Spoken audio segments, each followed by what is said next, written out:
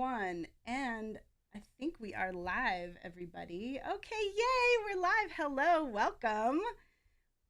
Okay, so we are going to be hanging out and chatting about the Mighty Nein new animated series on Prime Video. For those of you who, I mean, most folks who are checking this out probably know where it comes from, but just in case, it is based on and adapted from a Critical Role D&D actual play campaign, and campaign 2 specifically. So, yeah, so we're going to chat about it. I think before we get into any deep stuff, let's just go around and do some quick intros. And I think as part, it's warm in here, as part of our intros, I think give a little, let us know sort of like where you're at with Critical Role campaigns in general, just so we all sort of have an idea of where everyone's at. And I'll start. I'm Dana Miscellaneous, and I think I'm pretty much caught up on all of the campaigns. They're currently in campaign 4, and I'm caught up with that. So yeah, 1, 2, 3, and 4 all caught up with, and have watched most of the one shots and things like that as well. What about you, Dana Lou? I recently completed campaign 3. And then I went back to what were the extra campaigns where you like they kind of go back in time? Oh, Calamity, Divergence, and Um Downfall. Divergence Judgment. and Downfall. Yes. Judgment. So I did that afterwards. And so that was kind of like filling in while I was waiting for the Mighty Nine animated to come out. And so I there are some one shots and things that I haven't done.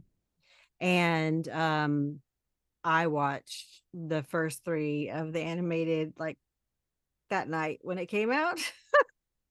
And then just watched episode 4 yesterday. So um I might be a little fuzzy on the first 3 just because it was long enough ago. It was more than a week ago. So we'll see. I'm very much enjoying it though. Yeah. All right, Rant, what about you? Hey, I'm Rantel Moore, or as various entertainment outlets like to see when they see my name in Super Chat, Rantel Moore. Um, Yes. I That's am, always funny. Almore. yeah, I appreciate it. I'm caught up. I'm a few weeks behind on campaign 4, but I'll get there. I've watched most of the one shots as far as I can think of. Maybe Oh, and less I so have in the, watched than the campaign last 4. year. Yeah, You it's have, okay. awesome so far. Um, Love campaign 2. That's when my height of my critical rolling was deep in campaign 2. So I'm loving the Mighty Nine so far. Nice. All right, and our friend in from the ethers, Laura Lou, do you wanna share? Do you want to give us your Critical Role update? Yeah, of course. Hi, everybody. Apologies for the technical difficulties, but my name is Laura. I have been following Critical Role.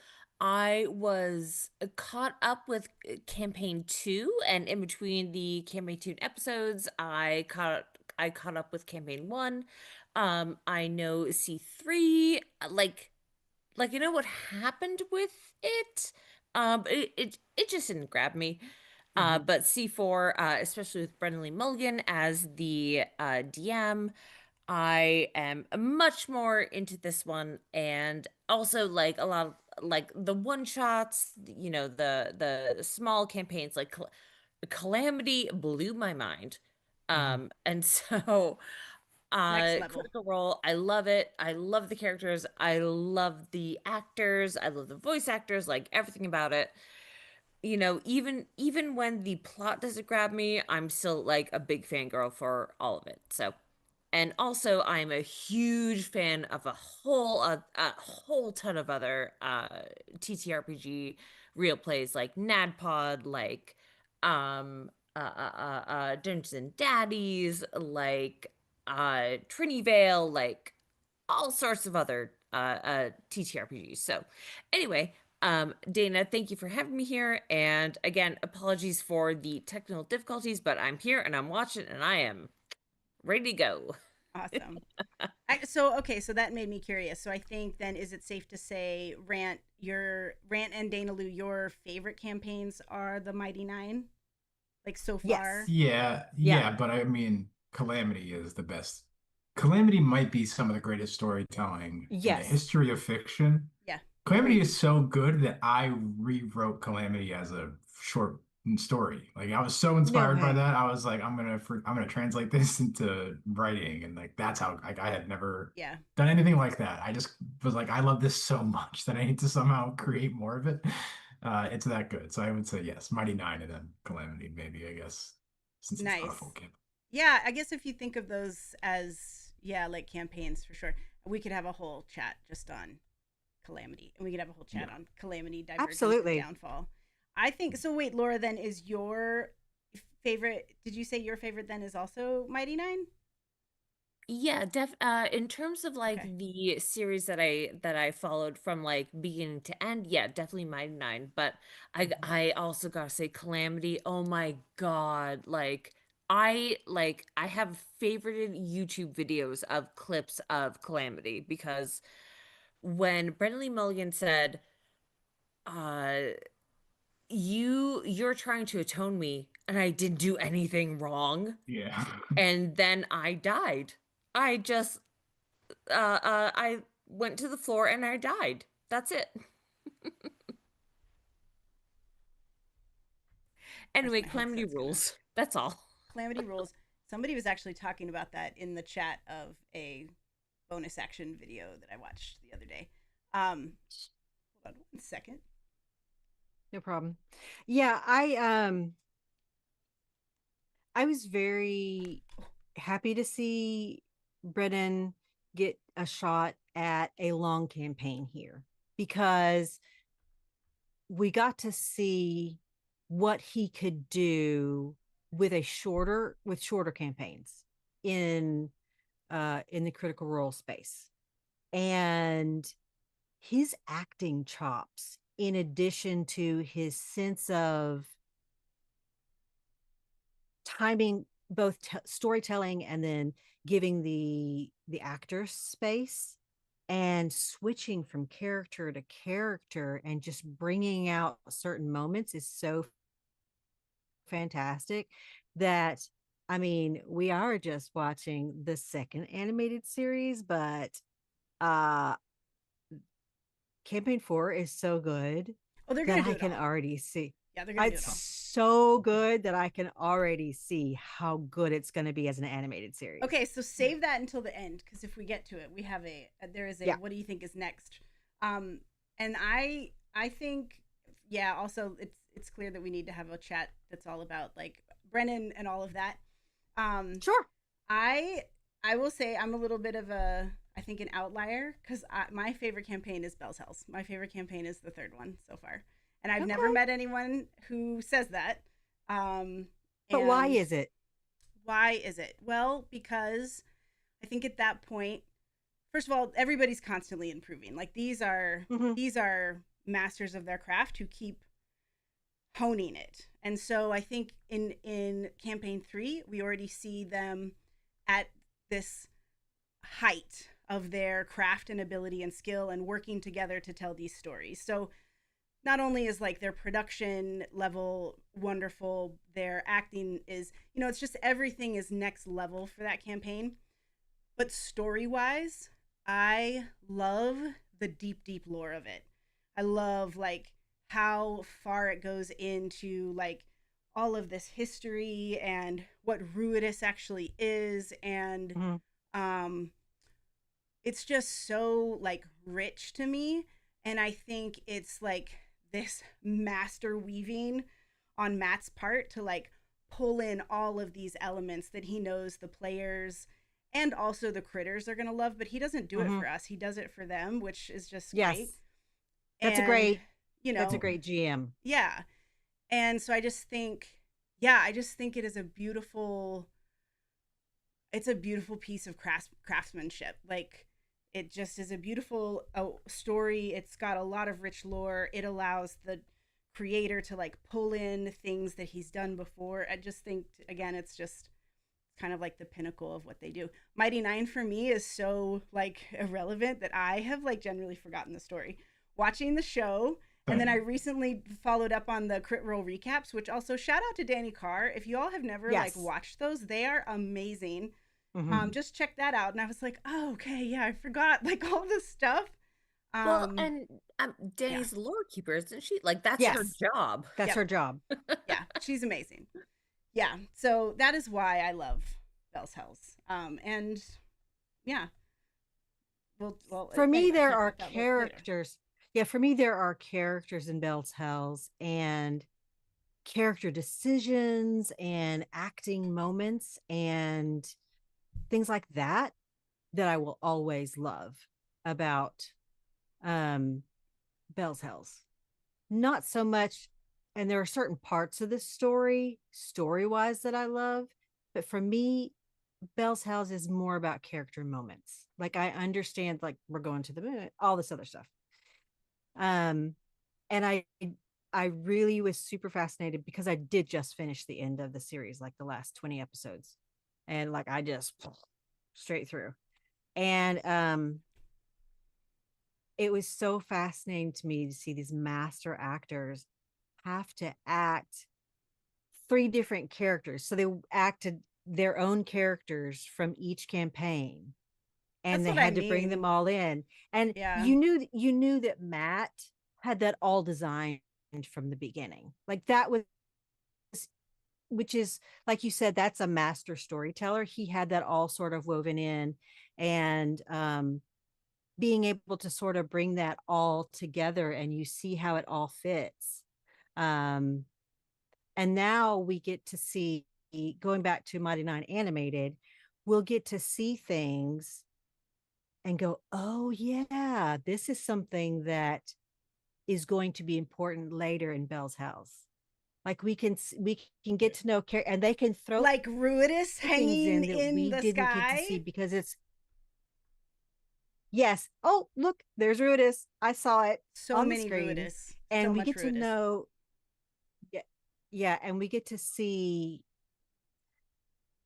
and this will probably be part of our discussion, but they get to talk about so many things that were not things that we saw in the acting. They were off screen.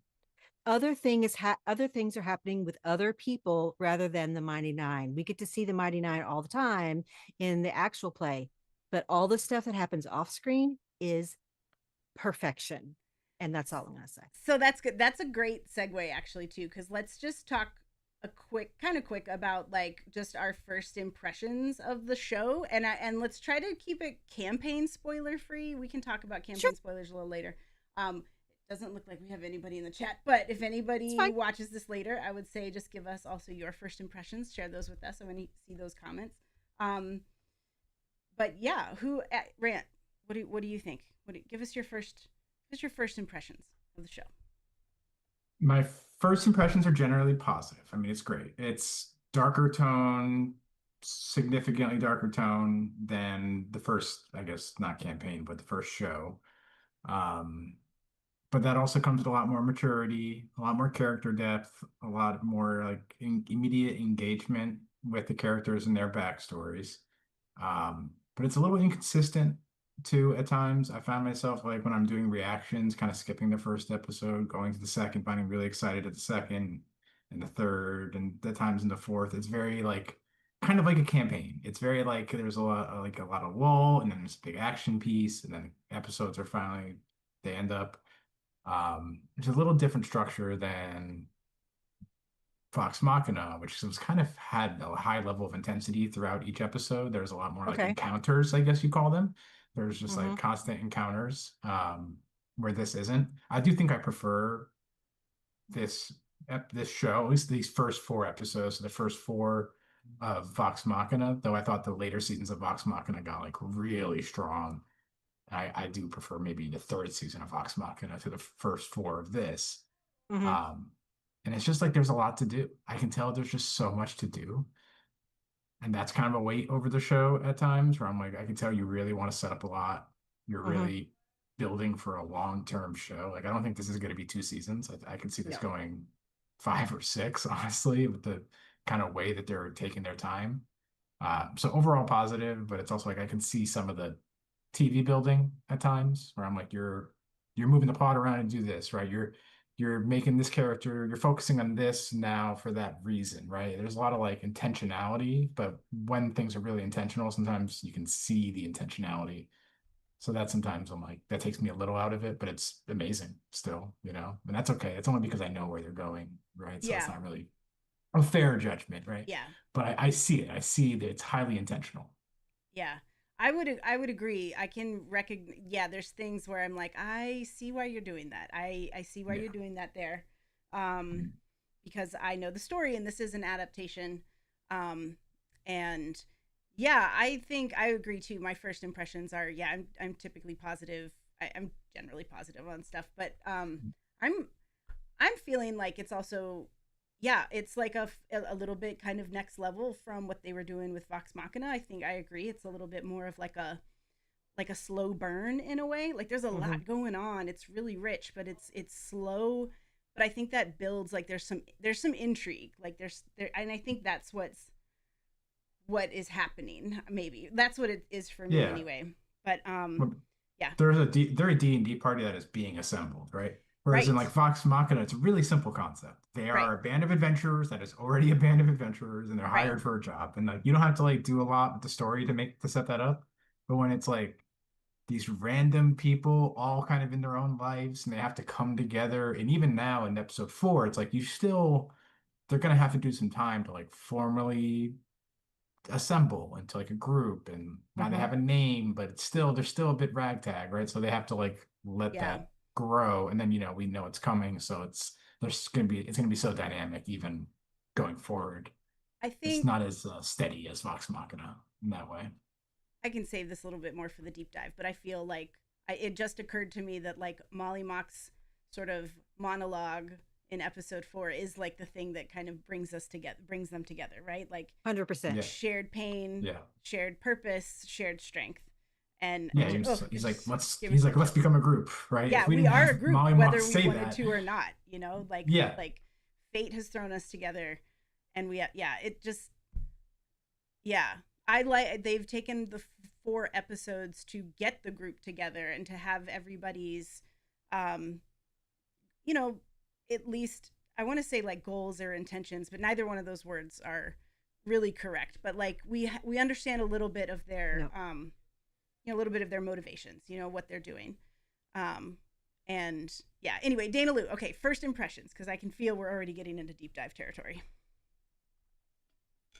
Okay, so yeah, for me, first impressions, um, I really like the longer format.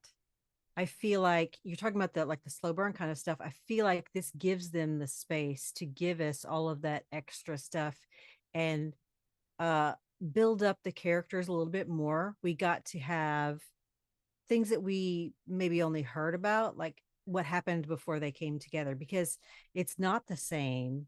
They didn't come together exactly the same way in the animated show as they do in the actual play. So I really enjoyed them getting to sort of highlight individual characters and get to know them a little bit first before they all come together in episode 4. And we're at the end of episode 3, and then kind of do their first group actions in episode 4. And I'm really intrigued, and I'm very very intrigued to see what happens with Ashley's character, because we just get like little glimpses of like at the end of episode 1, and I'm like, ooh, they get to show, because she wasn't there because of her job, wasn't there through all of the actual play sessions. She had to be off in New York Oh, right. filming, and so they tried to bring her in as much as possible whenever they could. But now they get to make her story and interactions with them smoother. And we get to maybe have more of this happened to her character off screen, but maybe we'll get to see some of it. And so as soon as I saw her, just a little snippet at the end of episode 1, I was like, ooh, what are they going to do with her backstory? Like, Yeah. I'm ready to find out more. And so, She is as the orphan someone who maker. joined the yeah, and as someone who joined the Critters just a little ways into Mighty Nine, when it was coming out, um, like I said, this is my favorite one, but it's like I don't mind that they're having to move things around and maybe cut this out or move that. Like it's its Or own kind of like thing. wrap something around and like tuck it. Yeah, Like it's kind of interesting. yeah, It's like, well, we're just gonna fold this over here and we're just gonna like tuck it in here yeah. and it's I just don't gonna mind work. any of that. Right. I don't Yeah. mind any of that. I really enjoy it. As a matter of fact, I like seeing, ooh, I recognize this little part and I recognize that little part. And like I don't mind the whole seeing the structure of it and seeing it coming and going. I am excited to see a new version Yes. and to see uh it visualized for me rather than just them at the table. And yes, Matt's a great storyteller and they're great actors, but to actually see it on screen.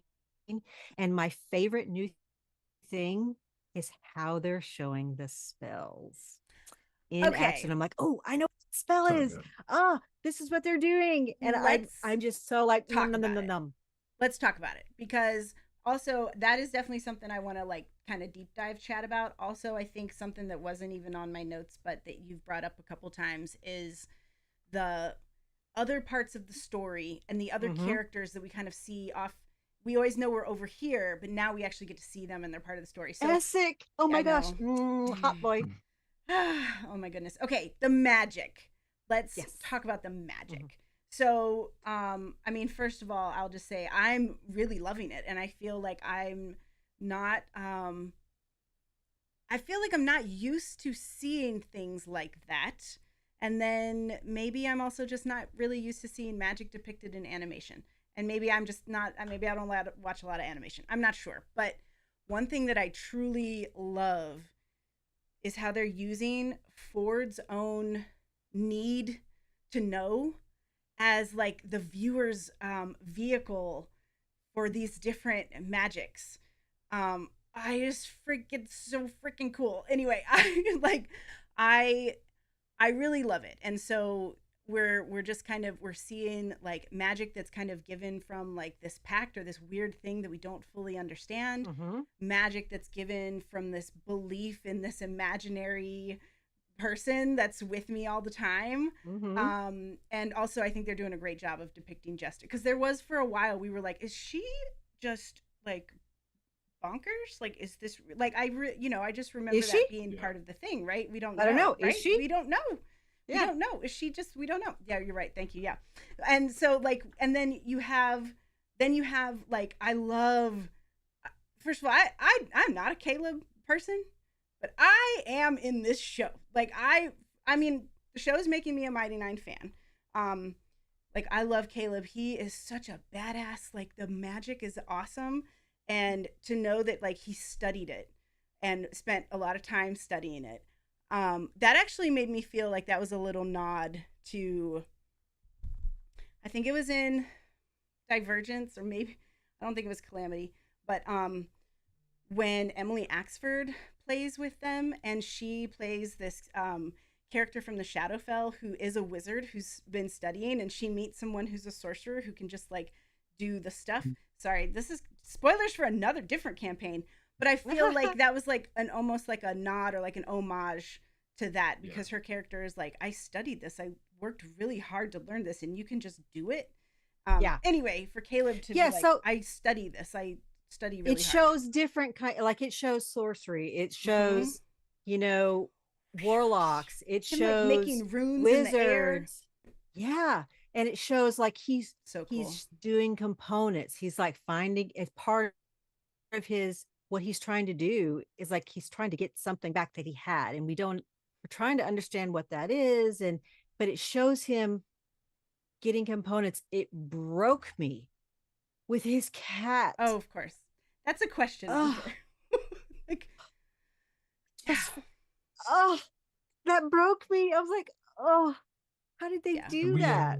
we technically saw component casting, I guess, in Vox Machina. There was a couple, like there was like an attempt to heal, right? Somebody had tried to Yeah. heal, and they did some component casting to do that. I think Druid magic, right? But Mm, we haven't really seen component casting. I mean, in any, No. Wizard, I not like a mean, wizard. not like a even Yeah. looking wizard. at like, well, even in like the D&D movie, that was a sorcerer, so that was all like very innate magic, and like like so like the idea of component casting is not very Yeah. mainstream. If you think even like old D&D movies, Lord of the Yeah. Rings, like the all magic we typically see, it's either Just comes from divine you. or Or it's like sorcerer, right? yeah. Or maybe you see a wizard who like studies into some symbol that looks really fancy, like Doctor Strange or something, but that's not component casting. So this like it's really Yes. like, introducing the idea to the mainstream, which is really interesting. But Yeah. I love the magic. I mean, I'm so obsessed with magic. I'm just like you Like can in take general. just in general, like you can Yeah. take every aspect of like fantasy. Uh-huh. It just magic is number one, and everything else is number 1 trillion. The thing I love the most about magic fantasy, any kind of fantasy, sci-fi, anything is like magic. I freaking love it. So like seeing it explored so dynamically in the show was awesome. I loved guessing all the spells. The Yes. Yes. Featherfall Featherfall. was hard to catch. I was like, oh Featherfall. man, is that Oh, really Featherfall? Featherfall. That That's was a way Featherfall. cooler than my Featherfall when I imagine it. And like Me too.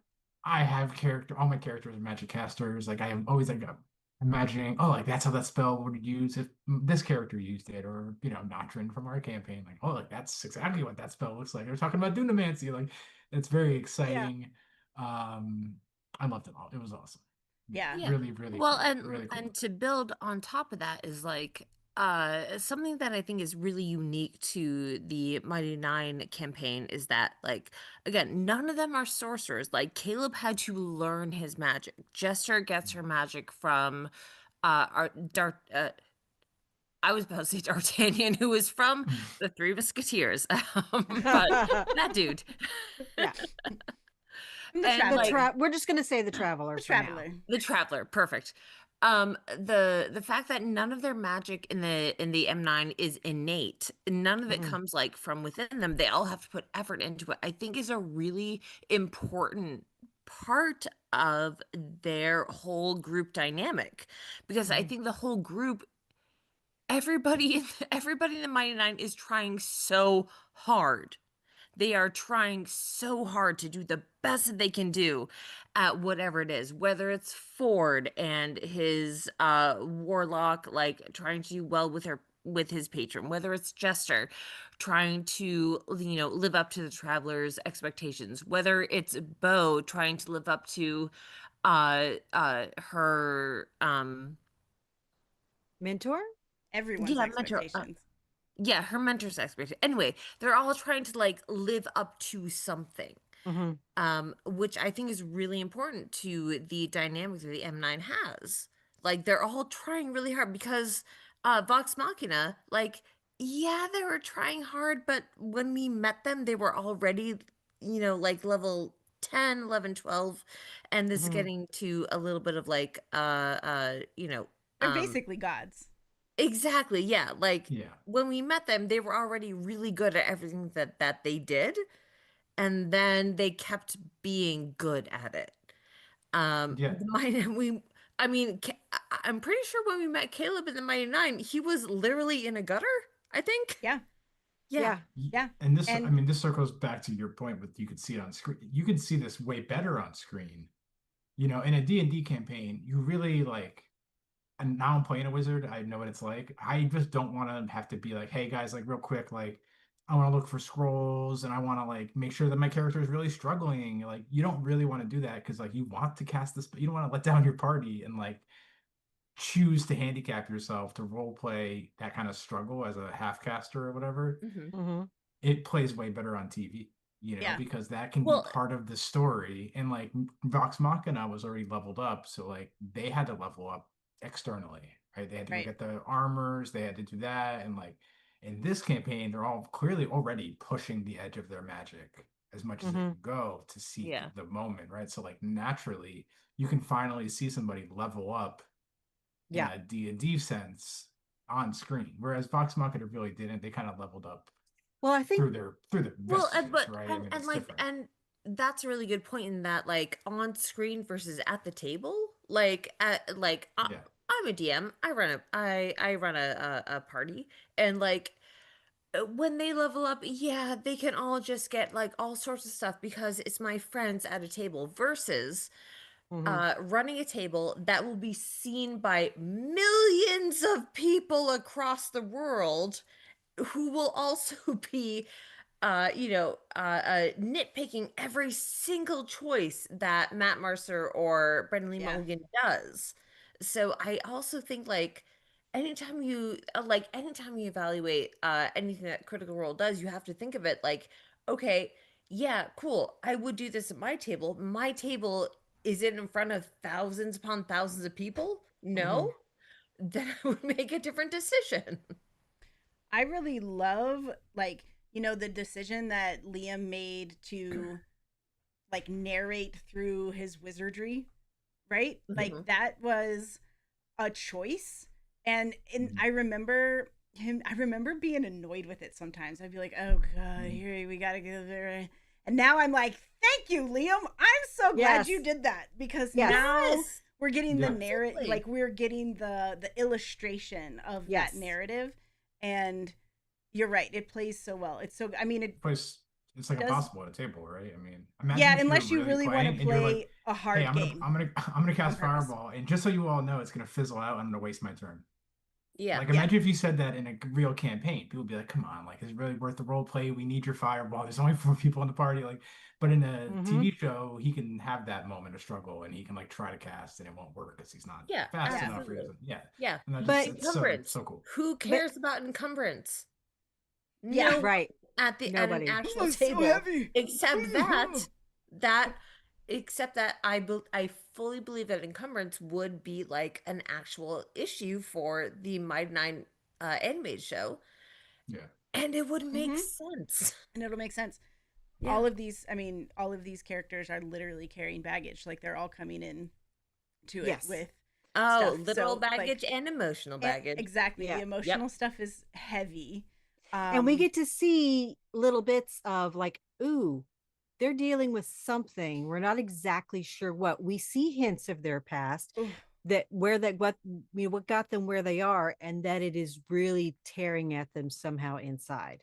yeah, Each and every one of them.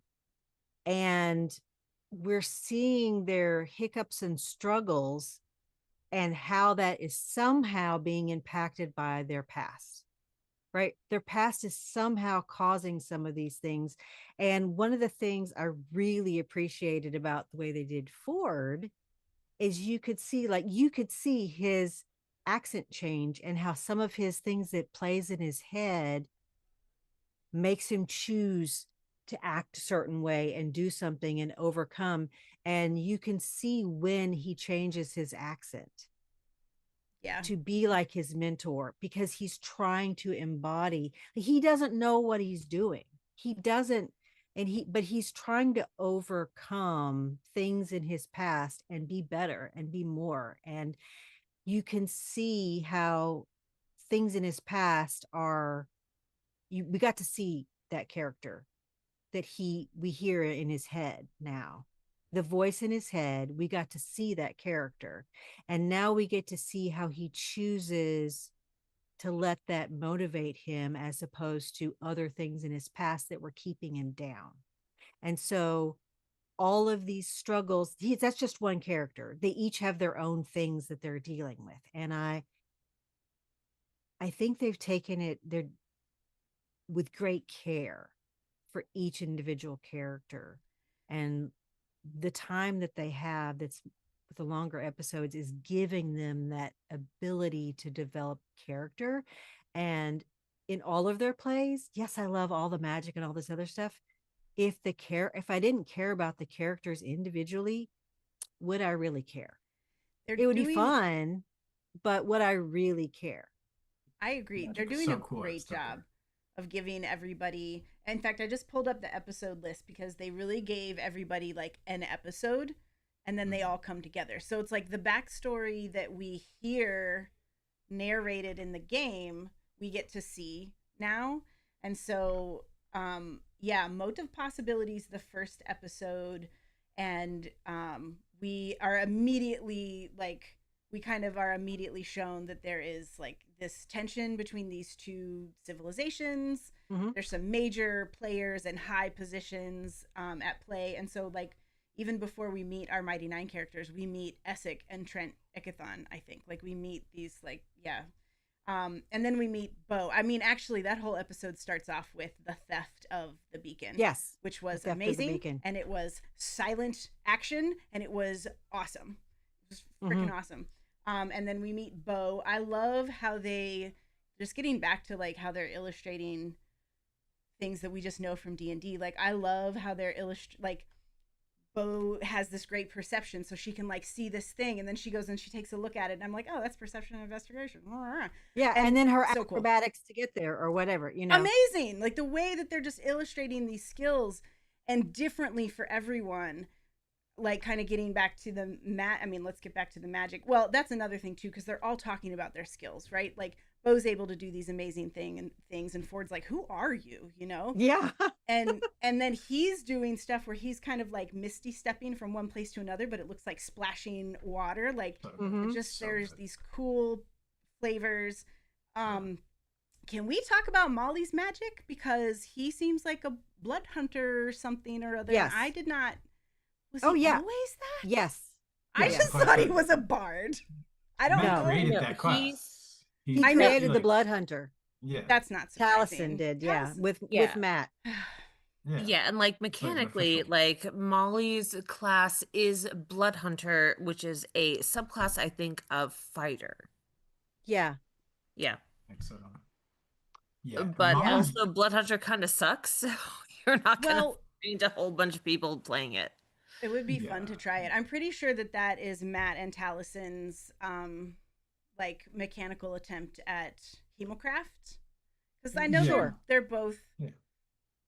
they're both fans.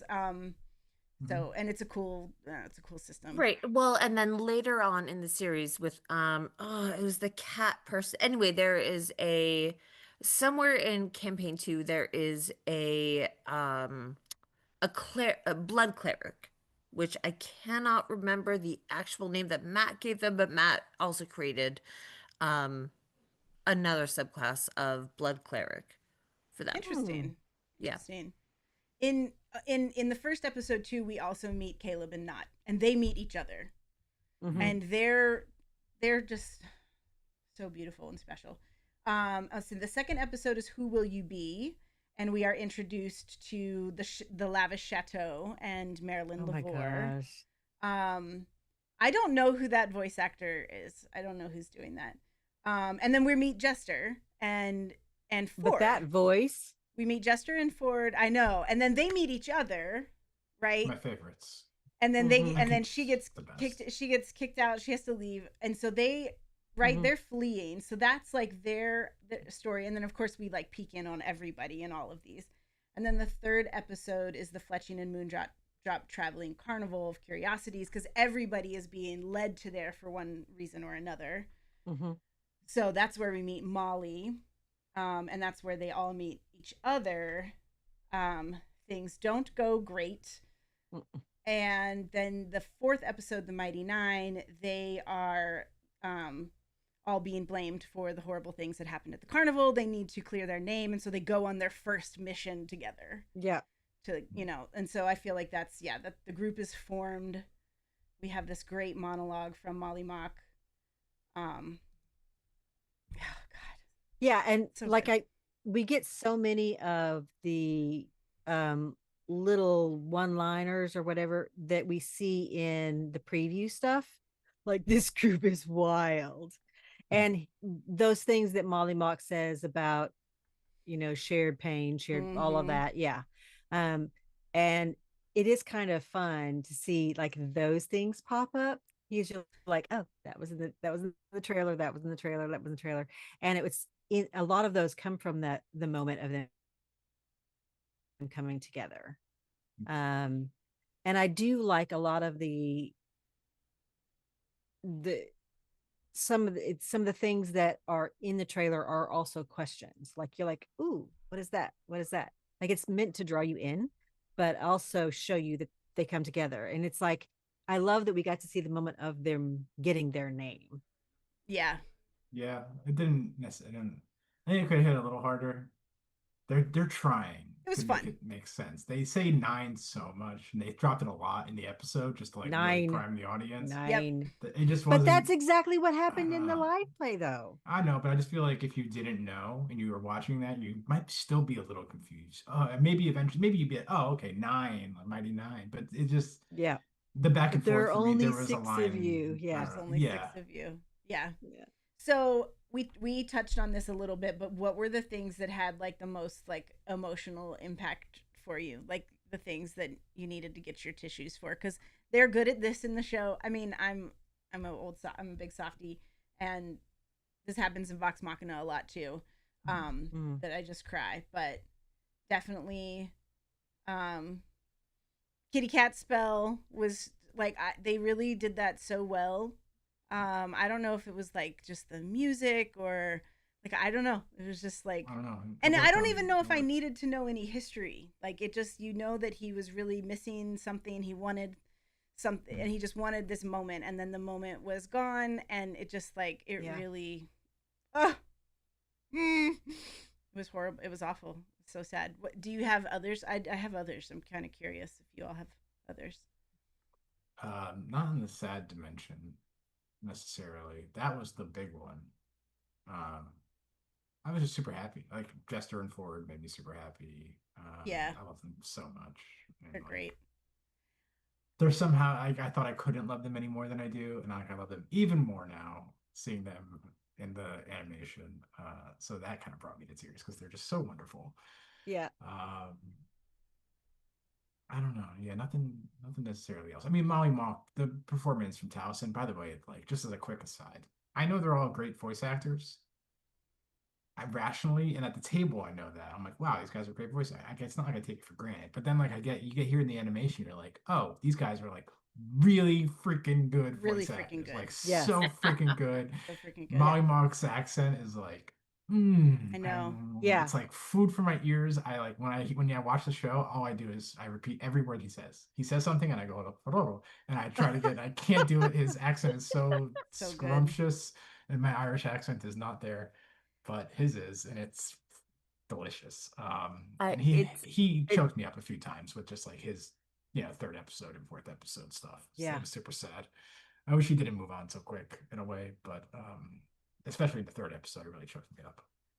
It's so funny to hear you say that because, from what I understand, every single other person in the cast made fun of Taliesin for his terrible Irish accent. Oh, really? Well, Yeah, maybe it's not. Maybe apparently not it's good. really Well, bad. I think whatever the accent is, it's delicious. it looks Yeah. sounds great. I and like he I must didn't think have it was worked- I thought it was great, but apparently everybody else was like, Taliesin, what are you Oh, really? doing? Well, I think he was trying in the actual play. I think he was trying to find his accent and it was inconsistent. Yeah. And then over time, he finally got what it was. And it doesn't have to be Irish or Scottish or anything. It's those Molly don't Mock. exist in Exandria.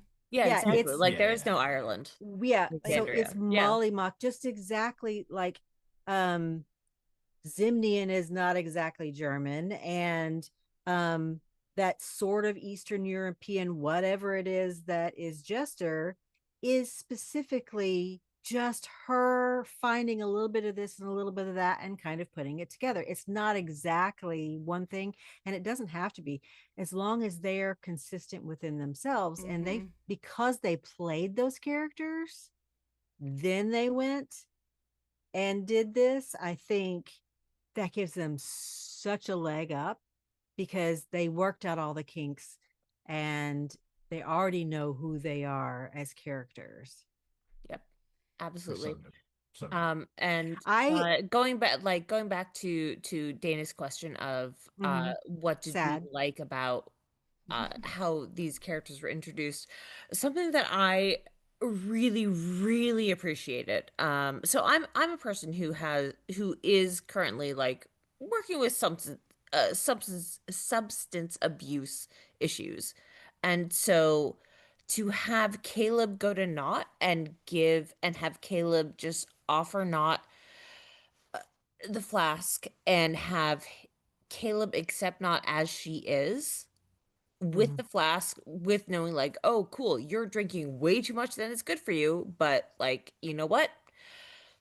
I'm here, I'm with you, and I'm your friend. Like that introduction to me was amazing because you never see that. You never see somebody approaching another person saying, "Hey, I accept you as you are. You Mhm. know, we're gonna move through this and hopefully past it, but right now, I see you, I accept you, and you know what? Let's be friends. You as you are right now." That was Mhm. incredibly uplifting to me, and and really I think that's one of the reasons why like the Mighty Nine I think is probably yeah, the Mighty Nine really means a lot to me, and I'm really happy that the show put that in there as well.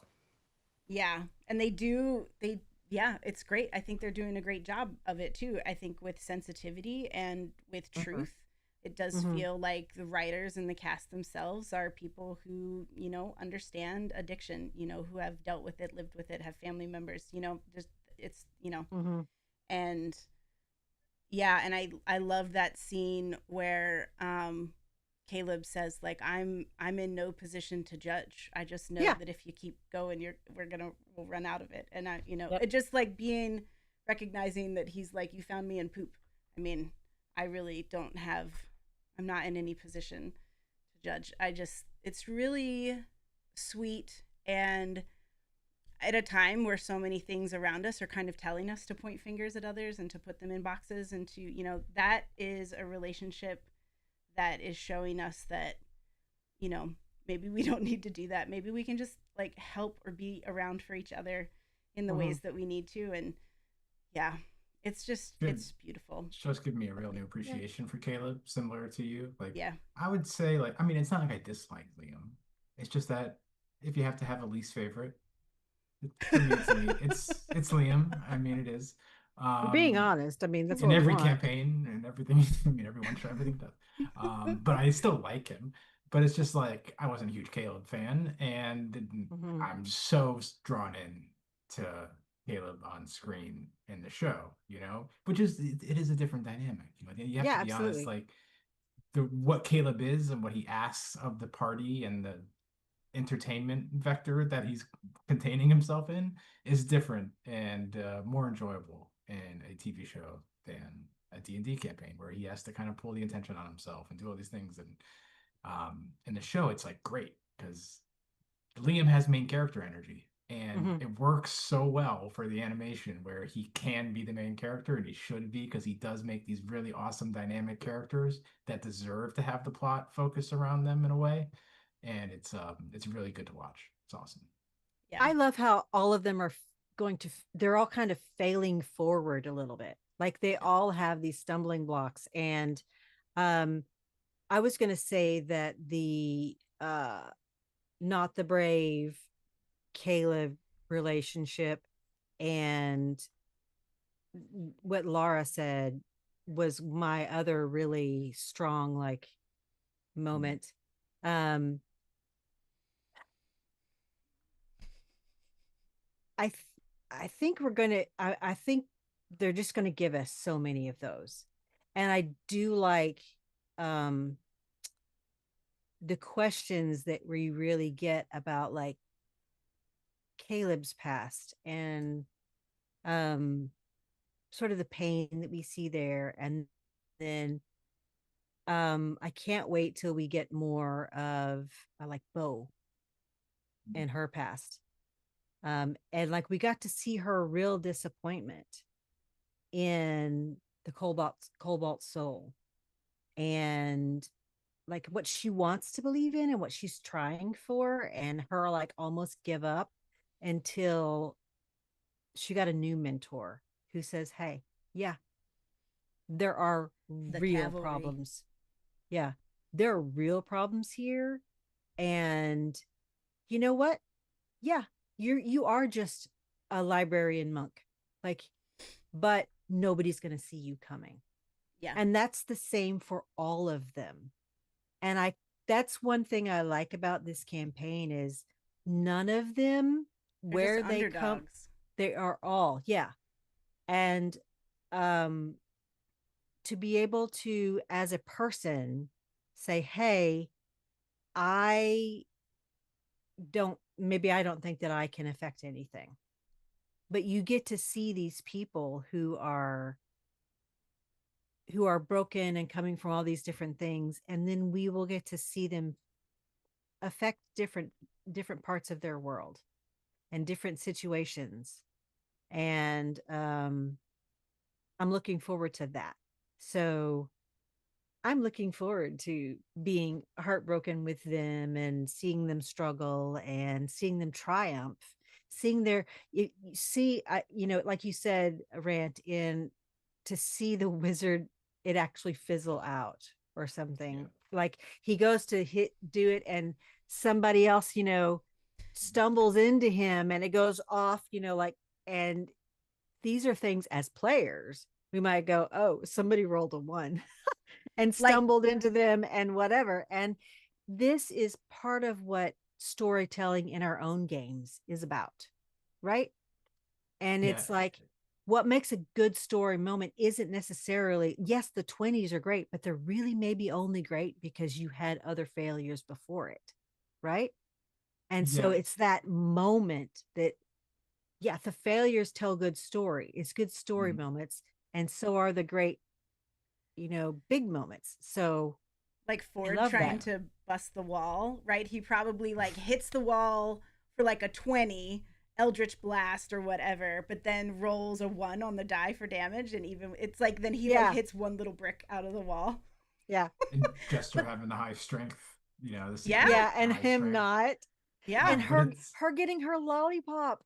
yeah, And her also saying, I'll help you, but just this once. Like there's Just a so little bit. many, Yeah. just it's these little also character things. it's all such like D&D type storytelling that like the more I think about it, I'm surprised that hasn't been brought out of D&D. Like this idea of like ensembles, right? Like you really think about think about movies and TV shows. How often do you see 4 or 5 people from different worlds I love get an together? ensemble. Like it doesn't have to be a fantasy. Like you could do that in a cop show and it doesn't happen, right? Or that's like Mm-hmm. why that's like the strength of Stranger Things, kind of in a lot of ways. But like what D&D seems to be unique is this idea of like really rich backstories that these Mm-hmm. like really intense baggage that these characters bring, and like that becomes the plot. Whereas in typical storytelling, you have your characters and then they have to meet some sort of event and they have to reject it, and like there's this very typical Mm-hmm. storytelling thing that is kind of about the moment, whereas D&D will really bring forward things that the audience doesn't know. Like this backstory becomes the plot, and you keep kind of just going through different people's backstories until they all Mm-hmm. combine into some sort of greater story. And it's surprising that's not more common in non-D&D adaptations. And I'm wondering if the success of stories like Stranger Things, but also Mm-hmm. like Vox Machina and Mighty Nein are going to see a rise of that kind of storytelling in other Maybe. mediums, maybe not just fantasy, but it would surprise me if it doesn't. But it is tricky to do because these are, these I mean, backstories are built like real people, right? They really do. They try to think about it Yeah. complex, and it's interplaying with a reality. So you have to build a world, and then you have to build a character that can interact with that world. And that's a step that I think most of Hollywood doesn't want to do. They want to build a story and let the story kind of contain the world as the characters go. They don't want to have to build a whole world just to build yeah. a character's backstory. It's a lot of work. Yeah, because a On lot the of it failure too is points. really probably just about screen time and production Mm. and that Yeah. kind of thing, and what needs to be Yeah. cut and all of that. I when you were yeah, kind of it just made me think a little bit about the style of things, and it it gives me like I mean, obviously it's a show for adults, but it gives me a lot of like Saturday morning cartoon vibes, and I think Mm. the synth soundtrack is really like Yeah. totally not The like music. not representative of the time, right? Like I feel like the era Mm. that they're in, like people are not playing synth music, so that really sets it apart. But what it does is put it in this like this like TV genre for me, and I just It's feel very Thunderbirds, very like Yes. I'd love to Thundercats. know about their choices around that, because I feel Yeah. like they're probably also just a bunch of kids who miss Saturday morning cartoons and want to make, whatever. But I mean, these are voice actors who act in all of that kind of Yeah. stuff.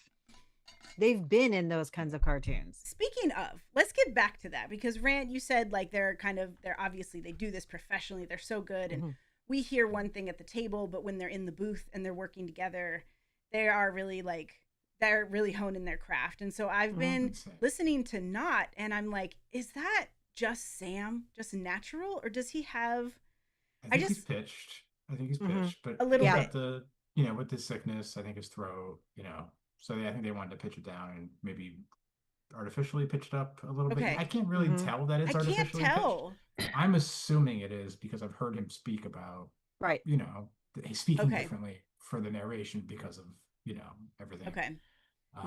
So I think so, maybe. I mean, I think it sounds great. I thought Yeah. during the campaign he sounded horrible.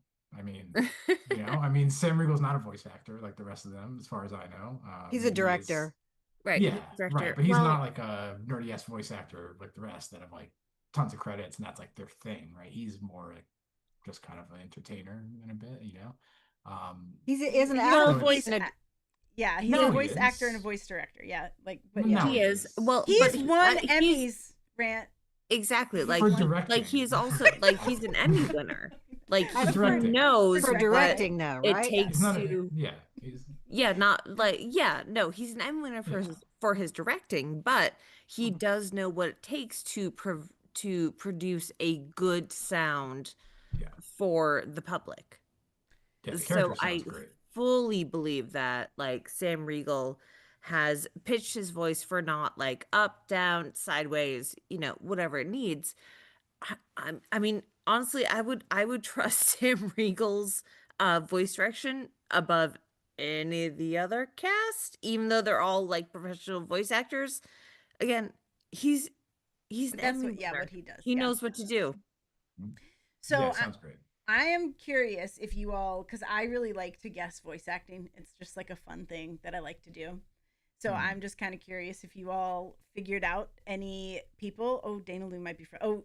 You were like No, you were just frozen on your own. Like you were just so still.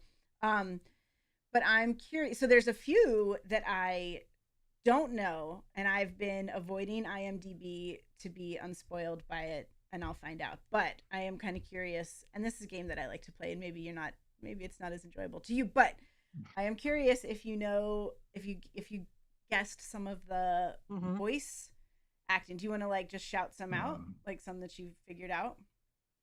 Alan Cummings or Cummins. Yes, Yeah. it took me a minute. I was like, I know that voice. I know know that it. voice. Angelica who is he? Houston? Gustav. He's Gustav. He's Gustav. Gustav. Oh my Yes. god. Of course, he's Gustav. So And good. also, Mark if Strong. you folks are not watching Traitors, which their fourth season will premiere on like January 12th, I think, something like I've that. heard Anyway, good things. I don't it's- know if I can get that in my mix though. yeah, no, it's amazing. If you want more Alan Cumming in your life, watch The Traitors. Watch Traders. Yep. So Alan Cumming, and then okay, Dana Lou, you said Angelica Houston. Did you guess who she was? Yeah, I heard her voice and then I was like, I know that voice. It's got that certain rasp to it. Mhm. And I was like, I know that voice. I know that. And it took me a while. And I think I caught it the second time through watching that, watching her. Also, number one. It Yes. seemed to me- Oh, I forgot. Yes. Jonathan Hmm? Frakes. I don't actually know his name. I just know him as number. Jonathan Frakes or Frackes. I'm not sure. I'm terrible with names and stuff. He's, So he's the Cobalt Soul. He's the shady. he's the Cobalt shady, Soul. the one Cobalt that Soul. was her previous mentor, the one Yeah. that she's so disappointed in now. And then who you didn't say, but who do you think Angelica Houston is? Was she the Angelica mom? I'm trying to remember. Yeah, I think she's Essex mom. Essex mom. Yeah. Totally, yeah. Which was I was wondering. I was like, did Matt get to Weirdo. do like live scenes with Angelica Houston? Like that might be cool. I don't know. Probably not. I don't know. Do they record at the same time? Sometimes, I sometimes they know- do. Sometimes they don't. Yeah, like I know a lot of the main Critical Role cast did perform, or like they do a lot in the booth together, but they all like, you know, work and live around. Sure. And, you know, if you're having somebody else might be recording something on the other side of the world or whatever. But But- they and could still maybe sometimes- doing that Strong. live, you know, Yeah. like, you know, virtually. Like live reading, like they might be live reading for the guest actor. You see what Yeah. I'm saying? So Right. that they can get their lines in and react, or they might actually just record theirs first, so then it gives the other person something to react to, and then they could always go back and record their parts I just to think match up. if Matt got to act with Angelica Houston, I think that would be really cool. And he's just living You know, his best fanboy life. I'm not up to date on all of the Disney movies since my girls grew up, and I've heard that there are 4 Disney princesses, people who have voiced Disney princesses in this season. Oh, really? Okay. To figure out who they There are. are 3 that were known and one that's kind of a surprise or something. Interesting. I want. Okay, we have to find. Okay. out. So Yep, I'm. I will also be tracking that completely because Disney princess voices are amazing. Yeah. So, yep. Yeah, we got to figure out who that is. Did anybody recognize? He was like a real minor character, but did anybody recognize the voice of Sabian? He was in Ford's backstory, or yeah. Oh, wasn't I that, reckon- oh my God, he like came in. I for just one episode, recognize right? the mentor's voice. I'm trying to remember Oh, at the time. who? Yeah. Who was the mentor? No, I I could not. At the moment, I could not. I still don't recognized know. it. Oh, it was Tim McGraw, right? Yes. Like the captain. Yeah. Yes. Like the singer? The singer. The country Yes. singer. Yeah. The country singer. I didn't recognize it, but I heard that. Interesting. Okay. Tim Oh, that's fun. McGraw? That's Yes. fun. Yeah, Yeah. he's Vandrin. Huh. He's Vandrin. I know But- Mark so Mark wait, Strong was But Trent. who? Interesting. can- So So Okay. who is so Sabian who is Sabian? is I'm pretty sure it's Robbie Damon. Yes. Oh, well. I recognize cute. Robbie Damon. Yeah, Yep. I did. And That's did anyone recognize the Bright Queen? They also they spoiled Oh, this a little yes. bit if you watch Yeah, some they- interviews. Yes. Yeah, I saw. But I she think Lucy also Liu, it's just yeah, but Mm. you all recognize Lucy Liu because right? Yeah. yeah, okay. Of course. I mean, it's very felt very Kill Bill to me where I'm like, okay, she's Yeah. the boss. She is. So Another one I really liked was Ming Na Wen. I don't know if you guys watch Agents of Shield, but you know. yeah, the cavalry. I love her. I love her in Yeah. everything. She's Fennec Shand in the Star Wars. Wait, so what universe. did she play in She's this? Dyren. Mhm.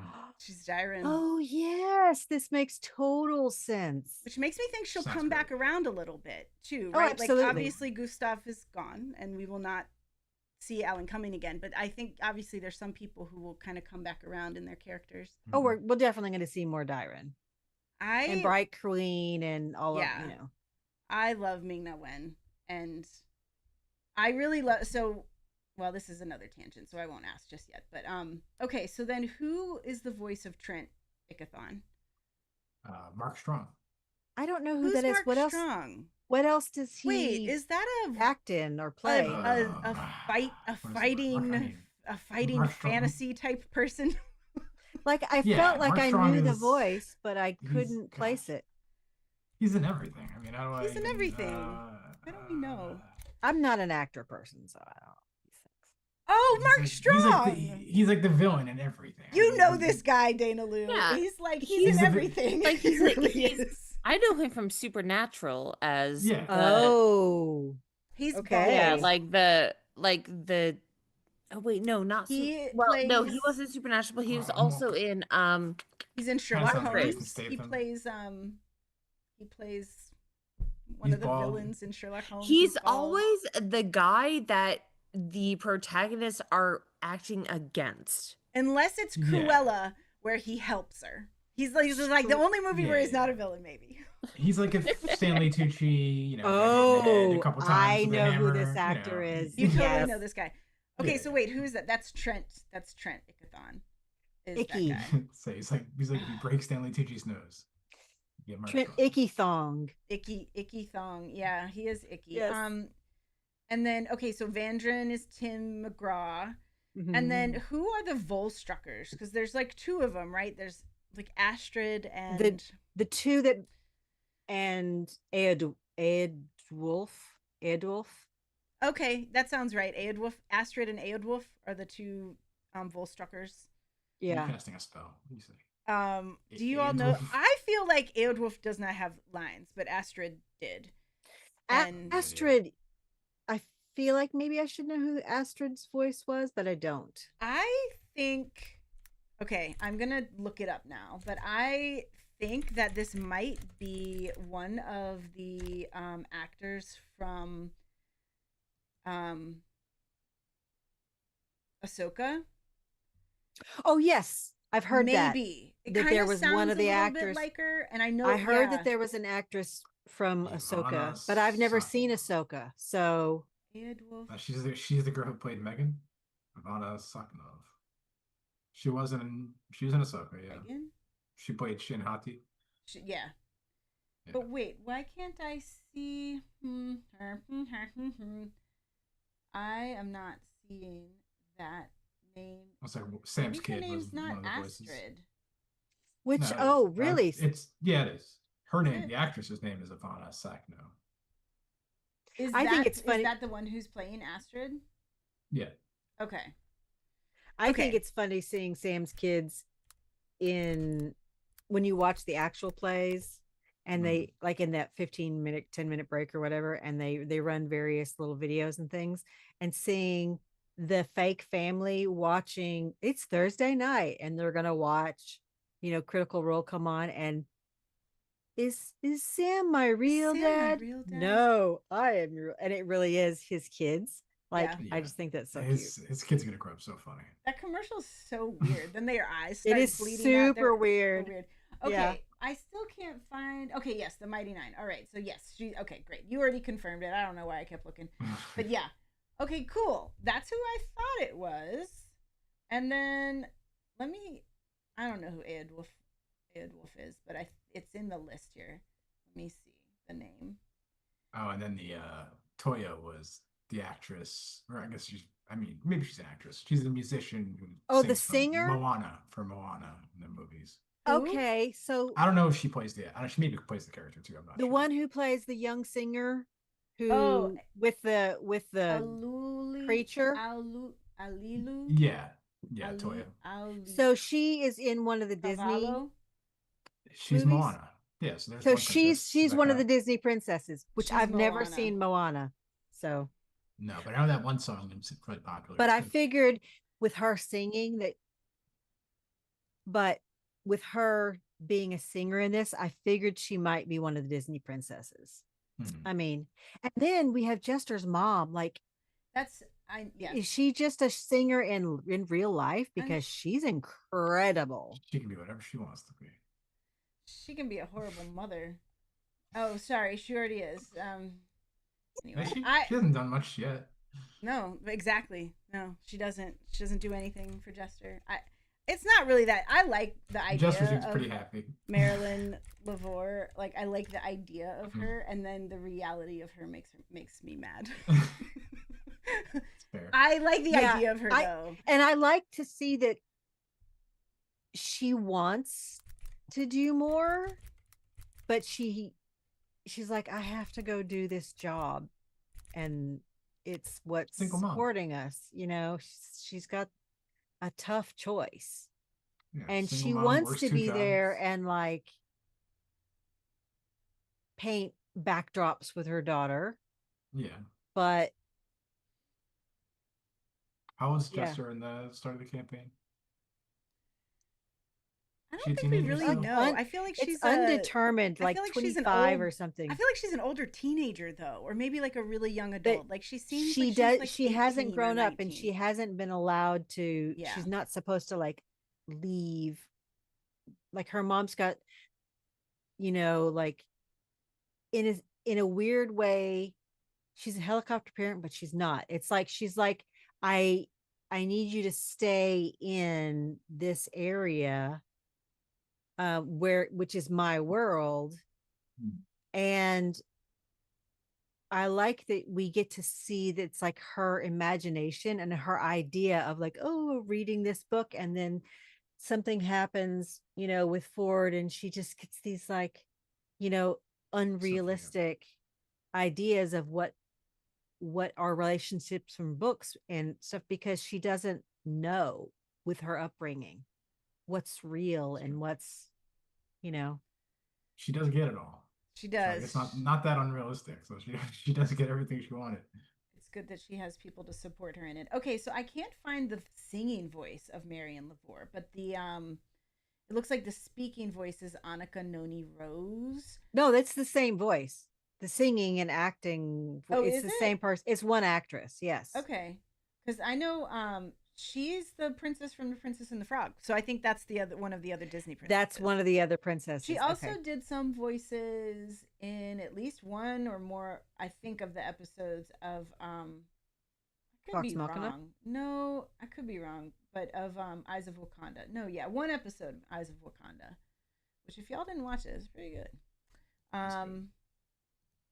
I mean, it's not Mighty Nein. Whatever, it's a totally different kind of show. Um, I meant who other Vox Machina before. Yeah. who other Anyway, what other voices were there that were like, oh, aha. Also, chat, So anybody chat, comment if you had voices that you were like, oh my gosh, yes. that person. Yes. Please let us know. Um, yeah, but I feel like those were all the ones to me that I was like, ooh. Did you all have any others? No, but No. we've had um various voice actors that they have brought in to their into their main campaign, and into some of their side things, that I can't wait to see how many of those are voices that I'm going to recognize. I just, because they want to be able to give some good parts to their friends, Yeah. and so I can't wait to see if I can recognize more voices of people that I only recognize because I've seen them on Critical Role, because I just don't watch a lot of the stuff that they do.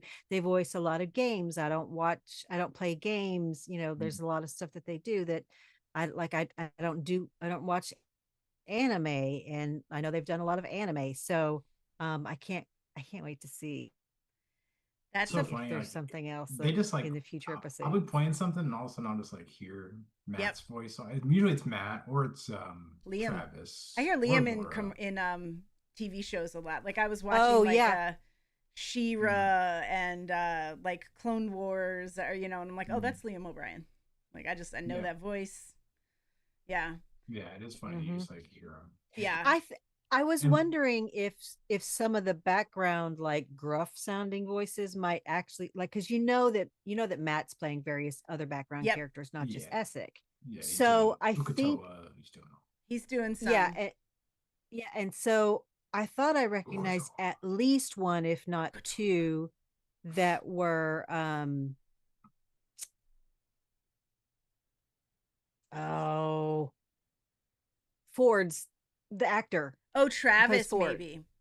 I think that Okay. Travis, yeah. yeah, I think that Robbie might also be doing some of the like just Some side extra voice voices. people. I don't know, Yeah. but there were a So couple moments where I was like, oh, it sort of sounds like Robbie Damon, just a little Mm-hmm. bit. Yeah. I we should also play Ukatoa though. By the way, It'd be fun. it's a fun Ukatoa. game. I've Yeah, never played. I watched them play it once, but I never played it. yeah, it's I easy watched and them it's play it fun. once. I have a friend who has it, and yeah, we played it. Um, okay, so this is actually a good. So okay, let's chat about one thing real quick and then segue into something else, because I just realized what time it is, and our last time we can do Yes. let's do like not worry about spoilers at all, campaign spoilers, and talk about like what we want to see and stuff like that. But before we do that, let's talk a little bit about Matt as Essek. Like I'm really loving Oh, him getting to like be this character, and yeah. we haven't really got that from him in a show before. Of course we get him in the campaigns and he's everybody, but this is a little different, and he Mm-hmm. gets to like sit with this character a little bit more. And I don't know, what do y'all have any? I just am enjoying it. Yeah, I mean Matt's a great voice actor. Essek is a great character. I love that he floats everywhere. It's super cool. It's awesome. Really complex character. Like kind of off to the side though. It's kind of like, what are we? I really like don't remember like anything about the campaign. And when I remember seeing Essek, and I'm like, yeah, he's super important. There's something about like he's really dedicated to the thing, and he's got his mom. I'm like, I can't really remember. So for me, I'm just like, well, Yasha's over here, and now Essek is over here. Like, Mhm. are we bringing people together? Like, is that gonna be the point of the first season? The character is awesome. I wish he would. I hope he floats everywhere. I hope he literally never walks ever Yeah, why in the does he need entire to? campaign. And if I could float, I would float everywhere as well. So Well, so totally buy that. that's a good question. So how do you think they're going to bring, first of all, Yasha, okay, we're going to be in campaign spoilers. Yasha Okay. starts off at the carnival. Her and Molly Mock are friends. Yeah. So, and then we learn much later Mhm. that she has Mhm. this backstory and everything. So obviously they're already giving us glimpses of that in a very cool way. We know that there's Mhm. like this hunter out there who's gonna show up at some point. So when I just kind of I'm kind of curious, like, what do you think? Like, how are they gonna bring them together? Do you think? How is I hope Yasha gonna? I think she could be the antagonist this season. I mean, I guess I would have said that after the first episode since we saw her. And I would have said, well, it'd be really interesting if they kind of like frame her as the antagonist, kind of villain turned hero kind of angle to it. Maybe a bit of a misconception or like Mhm. our strings are Because being we did pulled by see the somebody red mark on else. the back of her Right, neck. because she's like, Yeah, So, yeah, but we haven't gone back. So now I'm kind of like, okay, maybe not. Maybe they're going to have to do that with Essek, and he's going to come forward and kind of be the antagonistic force to close out the season, turned ally, whatever it might be. Um, I really have no idea. I just would have expected to see Yasha again by now, kind of no matter what. And the fact that we haven't leaves me kind of double confused. I'm like, are we just not going back to well, her I until the end of the season? Like, what are we? I was a little confused when I first watched the end of episode 1 and I saw her and she was just like, "Who stole the beacon?" And I'm like, "Is she working for the Bright Queen? What is happening?" And right, we saw the thing on the back of her neck and I'm like, "Okay, so what are they doing with the person controlling her, Oban or whatever? Like, are we gonna get that kind of story? And then like, what is her goal here in going after whoever stole the beacon? Like, I'm not sure how they're gonna bring that in, but it's gonna have to be with something to do with the beacon because that's what they Yeah, gave us at the end of episode 1 for her, motivating thing. yeah, She's after whoever did it. Um, I like that we're seeing Essex. S. We get to see he's somehow motivated and can be bribed by what's going on with his mom. We see him betraying his people, and he is after this knowledge, and he doesn't really believe in the yeah, he's not religion. devout at No, he all. doesn't Yeah, believe in it. And he sees also what it's doing to his mom, right? Being consecuted. And so um but we see now that he sees who he's in bed with Trent yes. Akafon. Oh, we And get. he Oh is my god. regretting it big time. And Trent knows about his mom or something and can then threaten to, like I said, blackmail him or whatever. And so then I think we are going to get to see, I really hope they get to um what's the name of the country where that they're from? Nicodranas. Essican. Oh, No, to back to the Korean dynasty. to the Korean, yeah, the Korean dynasty, to the dynasty.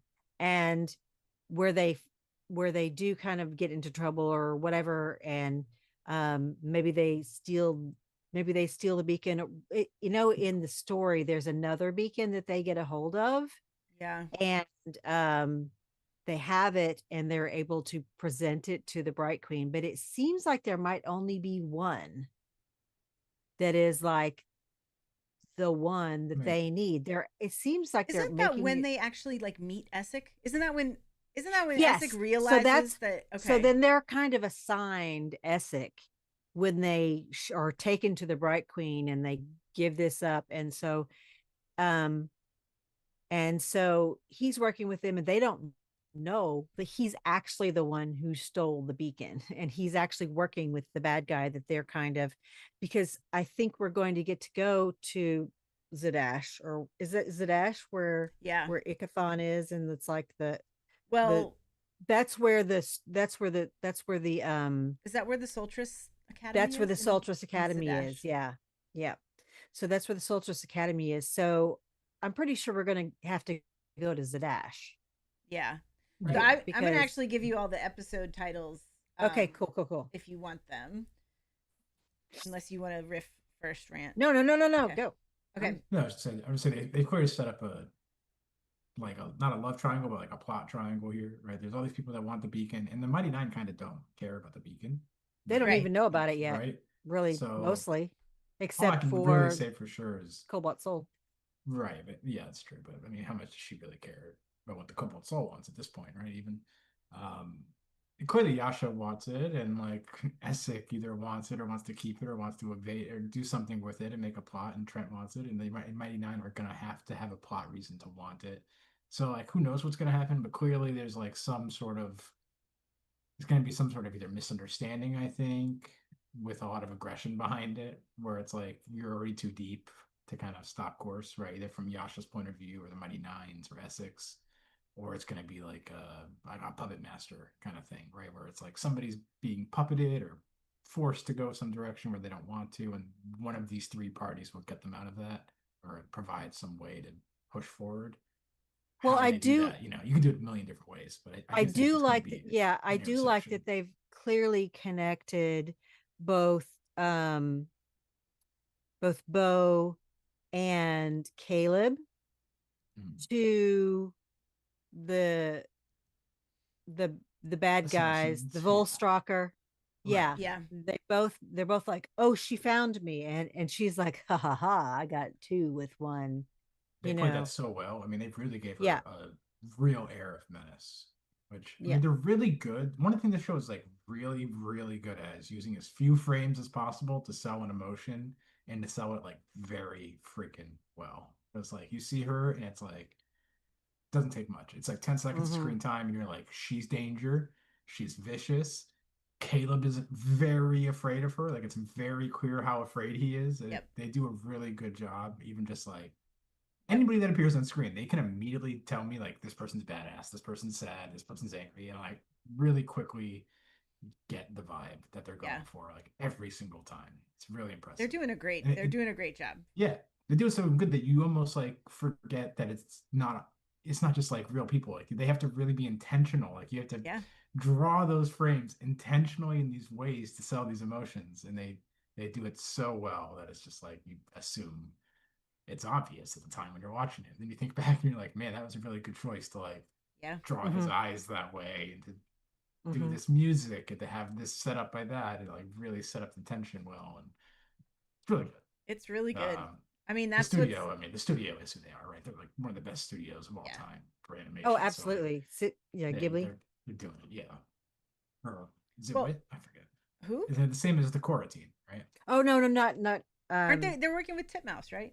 It's Titmouse, not Ghibli. Yeah. I told you I'm terrible with names. It is Titmouse. Okay. So I think that. So what are the episode titles? Okay, thank you, because I lost my track here. Okay, the episode titles. The next one for this week is called Little Spark. I could give you a synopsis if you want it, but spoilery. Little Spark. The next one is called Many Gifts. The next one is Belonging, and then the last episode is episode 8, and that is called The Zadash Job. Zadash. Zadash. Zadash. So okay, well, that makes sense. I think that just from these, so like early on, the Mighty Nein had to do some missions that are probably kind of irrelevant for the show. Like they had like the whole Knoll encounter, right? Like that's probably not really going to be a part of this story. I feel like there's a couple other things, but I think so. There's at some point they do a job like this is how Molly loses his life. Okay, spoilers, everybody. Spoilers for the campaign. This is how Molly loses his life, right? Like they do this job, or they go to like confront somebody. I forget, but Molly's doomed. I mean, he's not. Yeah, and then he dies, right? And okay, so he and will. and they're on the road. And what happened in real life was Laura and Travis had to leave the party, and so did because she had a baby early. She had her baby early. Yeah, and it was like 3 weeks early or something, and so they weren't even prepared at that moment for them to leave the party, and so they had to get like kidnapped. From being on the road, and I think Yasha also had to leave at that same moment because she had to go for her job. I remember Yasha is like abducted, and I think they like take her mind again from her. I think. Yes. And so it's interesting. We might not see her join because she had to come in and then leave. Maybe they chose not to have her there at all. She'll just come in. And maybe it will be that we do still get an abduction on the road, and that who is it that's the Ashley whatever, she's the one who makes a character choice, and because she does his character dies. Ashley, what's her name, that voice actor who came in and played the dwarf. I think she's the voice of isn't she the voice of She-Ra? Anyway, yeah. I do think he's gonna die. I mean, I think he's gonna die at the end. I think that's he's gonna die in the Zadash job.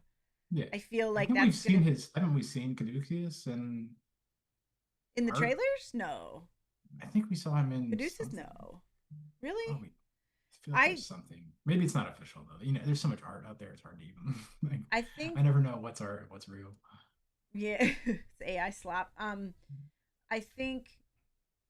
I mean, if they are gonna do this in like 4 or 5 seasons, and like Molly dies early, like in the campaign, relatively. I know.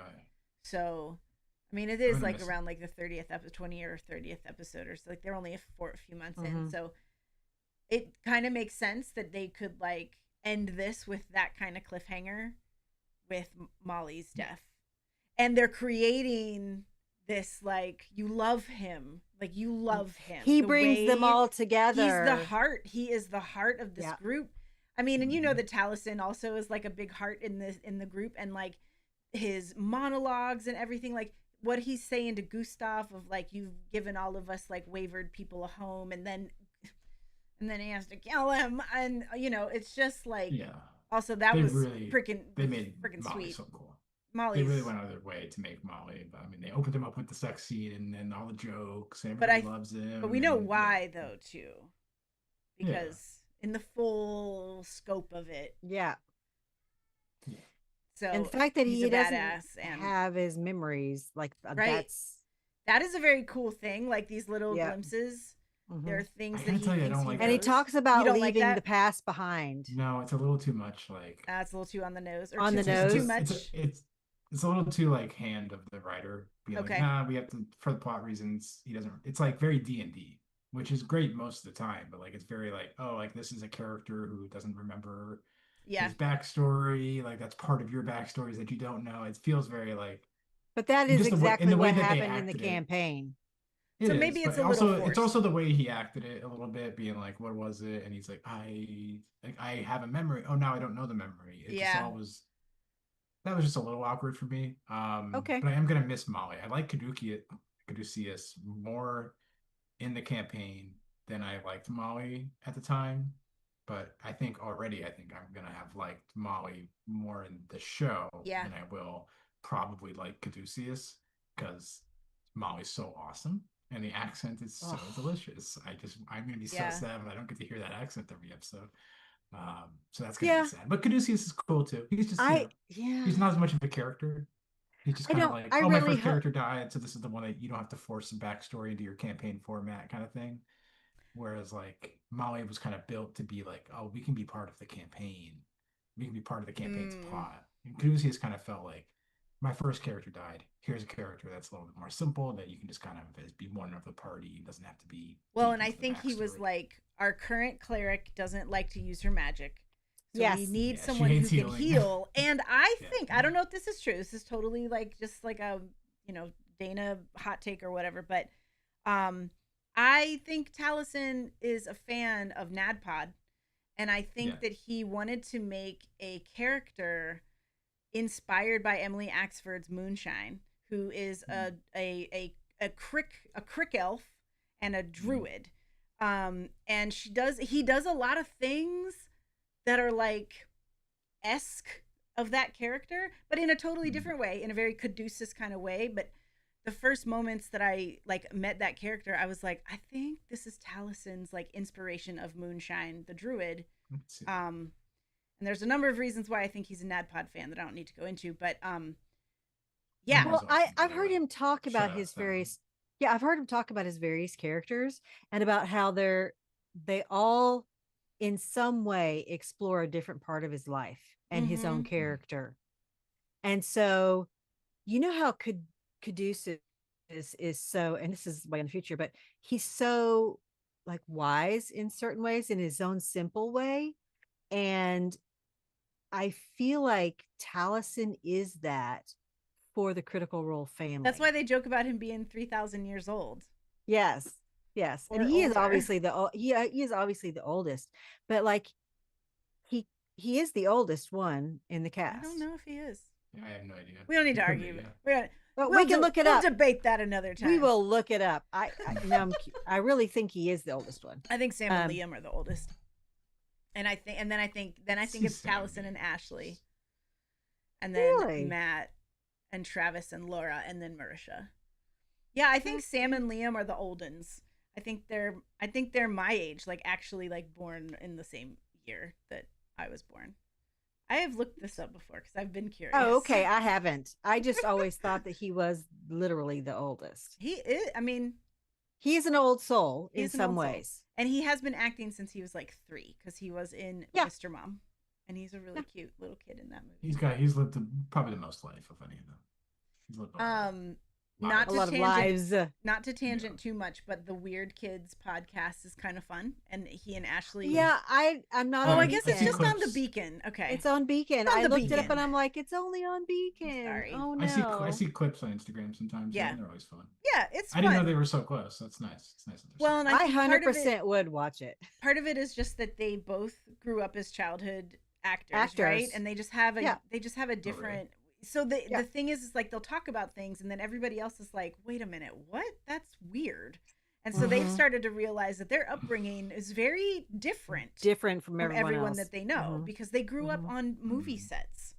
Yeah. Like I remember Ashley from Growing Pains. She was little Chrissy Seaver, and Talison's in Mr. Mom. And anyway, that's a tangent. But so yeah, I do think that is possible. Like all of this setup right now with Molly is so that we can cry our eyes out at episode 8 because he's gonna die, and that's gonna be awful. So you think he's gonna die at the end of this? I think he's gonna die, and I think it's possible that Yasha shows up and is like, "Where's the beacon?" or whatever. But maybe they're gonna drag that out a little bit more because maybe it'll be more like you said, Dana Lou, about like connecting her back like later on. So yeah, but I do kind of think Molly Mock's gonna die on episode 8, and I think that's gonna be a big cliffhanger. I think it's gonna be sad, especially for all of the like. There's a lot of new people watching this, and they love Molly Mock. They do. Just like you, Rant? Can we talk a little bit about the reactors that you all are checking out? Because if you're watching reactors, okay, I'm not. No, because there's one. there's I watched Lou Boffin. who does Oh like yeah, she like does the breakdowns. breakdown. Yeah, Yeah. that's the only thing I'm watching. So the previewed guys are kind of fun, and they're critters too, so they know the campaign, and that was funny. They had a moment where like Adam was like, "I see what y'all are doing with Molly Muck. I see what you're doing, writers." But the one that really got me today was I watched this guy called Sintel, and they're watching Mighty Nein, and some things he watches like he watches things with different people. Some things he watches with his wife. So he's watching this with his wife. I watched Lesbian Nerdy react to a couple of them. Oh, That's the only one. Yeah. I'll check those out. I didn't know she's reacting to that. Yep. But anyway, they're watching it, and she's like, "Oh, I love Molly Mock. Oh, he's so great. Oh, la la la." And I was like, "Oh my god. Oh, honey, the pain is coming." Oh, Yeah, and Lesbian Nerdy has not watched any of it either. oh really? Oh, she's Like not of like the a actual critter. play. No. No. Oh god. She would if she had the time, but she's like, maybe someday I will watch the actual play. But for now, I'm watching it just fresh without having. And she loved Vox Machina. Okay. So yeah, the animated. Well, and I mean, this is it's a great show. So the funny thing is watching all the same reaction channels that I watch Vox Machina. Now I'm watching them watch this, and a lot of them are like, since we watched Vox Machina, I started watching the campaign. Now I'm a full critter.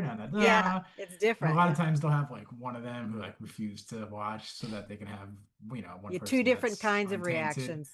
But it is funny, like pretty consistently, most of them have either watched the show or like watched some of the one shots like Calamity or what have you. So can you name any particular reaction show that you've seen where they do have that, where they have somebody who hasn't watched any actual play? Kitchen And Couch so who Entertainment would you watch? Who? They used to do Wheel of Say that Time again? reactions. Kitchen Couch, I think it's Kitchen Couch Entertainment, who used to do Wheel of Time reactions. They have and pretty much everything they watch. They have one person that's really into it. It's funny because between reactions, they seem to forget that, and they always kind of get a little annoyed at each other for being super invested in the thing that they have already seen. And I always want to be like, the last thing you watched it was the other guy that had been in you. Every time one of you was annoyed at the other person for being so invested, but it's one of you's always doing it. There's always something that one of you have seen. That's funny.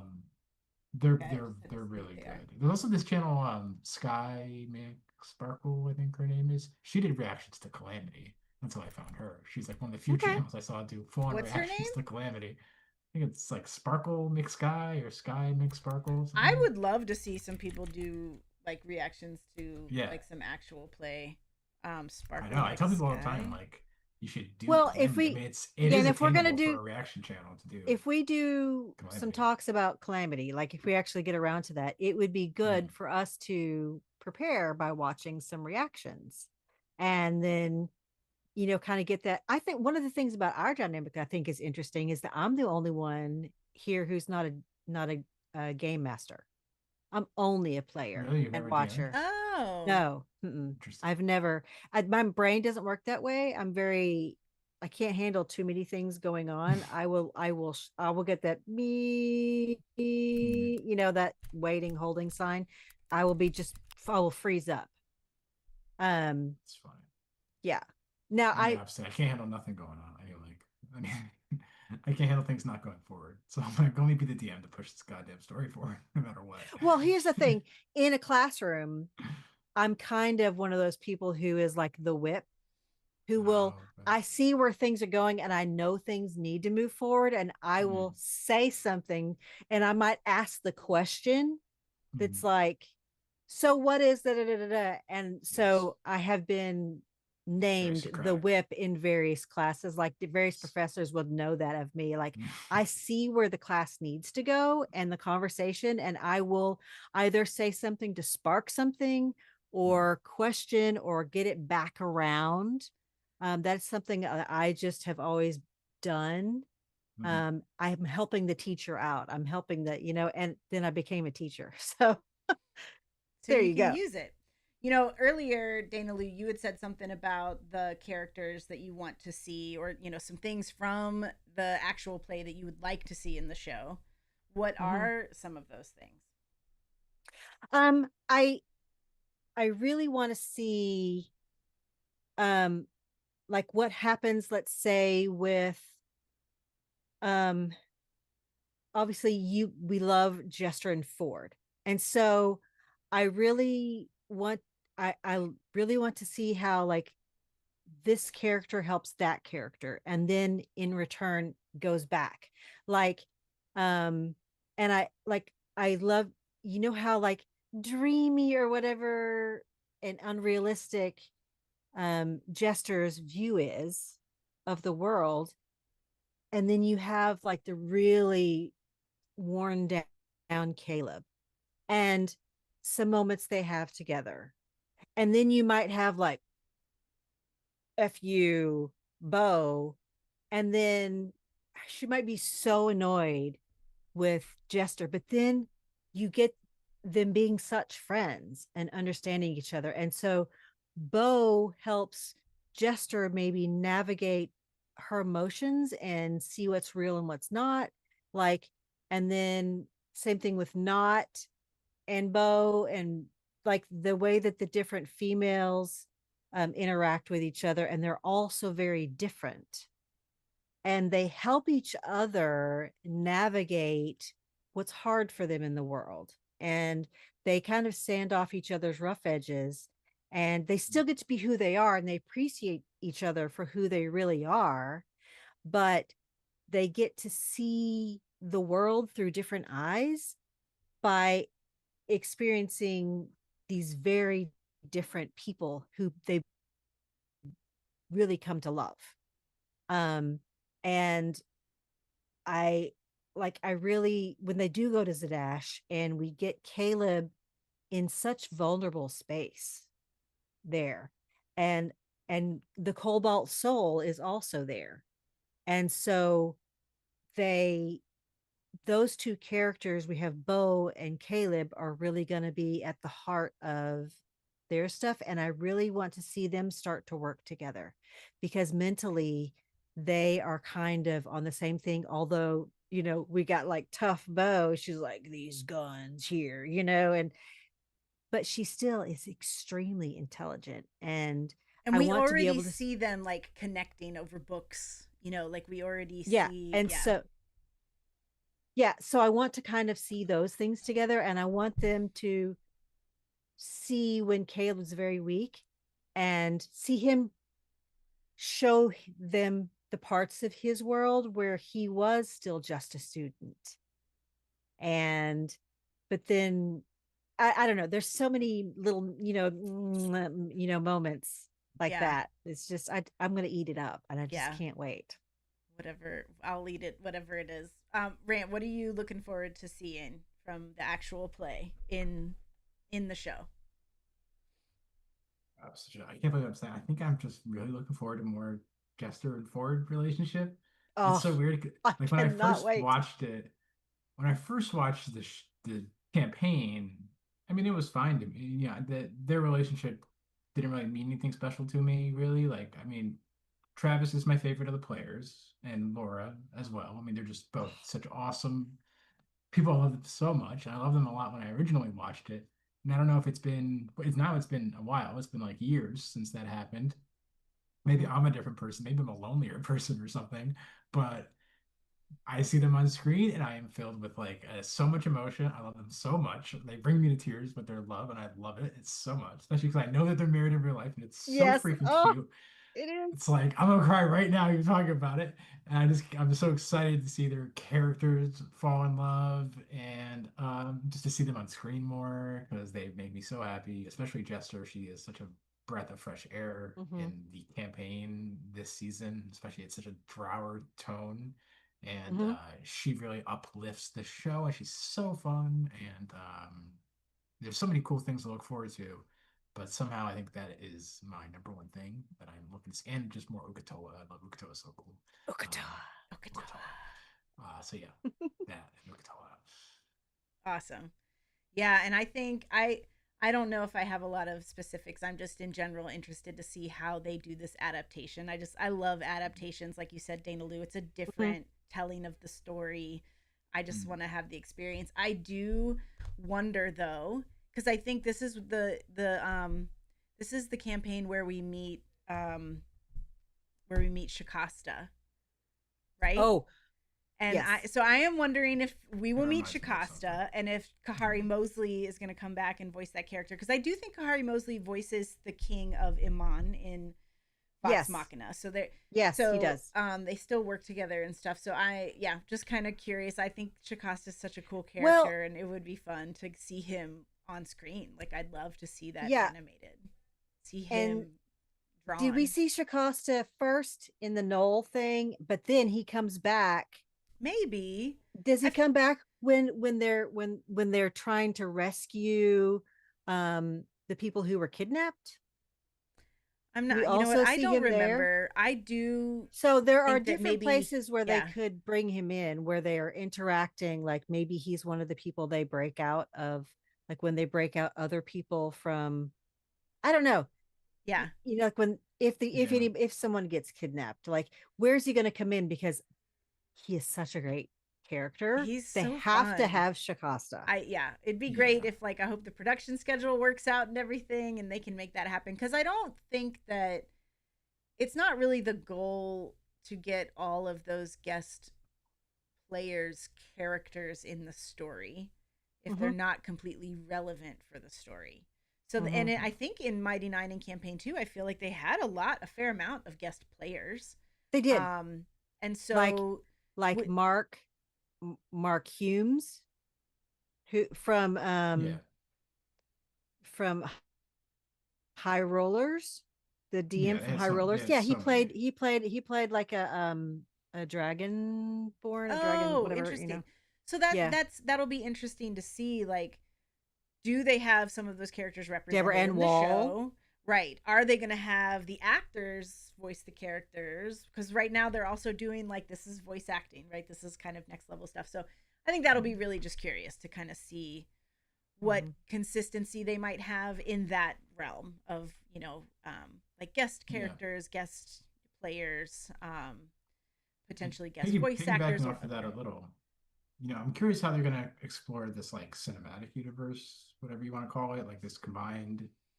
And one thing that I was surprised is at the very beginning, the fact that like this is a separate show, Mm-hmm. Mm-hmm. which like they didn't have to do that. That was a choice they made. I was almost expecting in a way that like it would be Critical Role, Legend of Vox Machina, Critical Role, Mighty Nine, right? And you kind of make it clear that this is all one universe.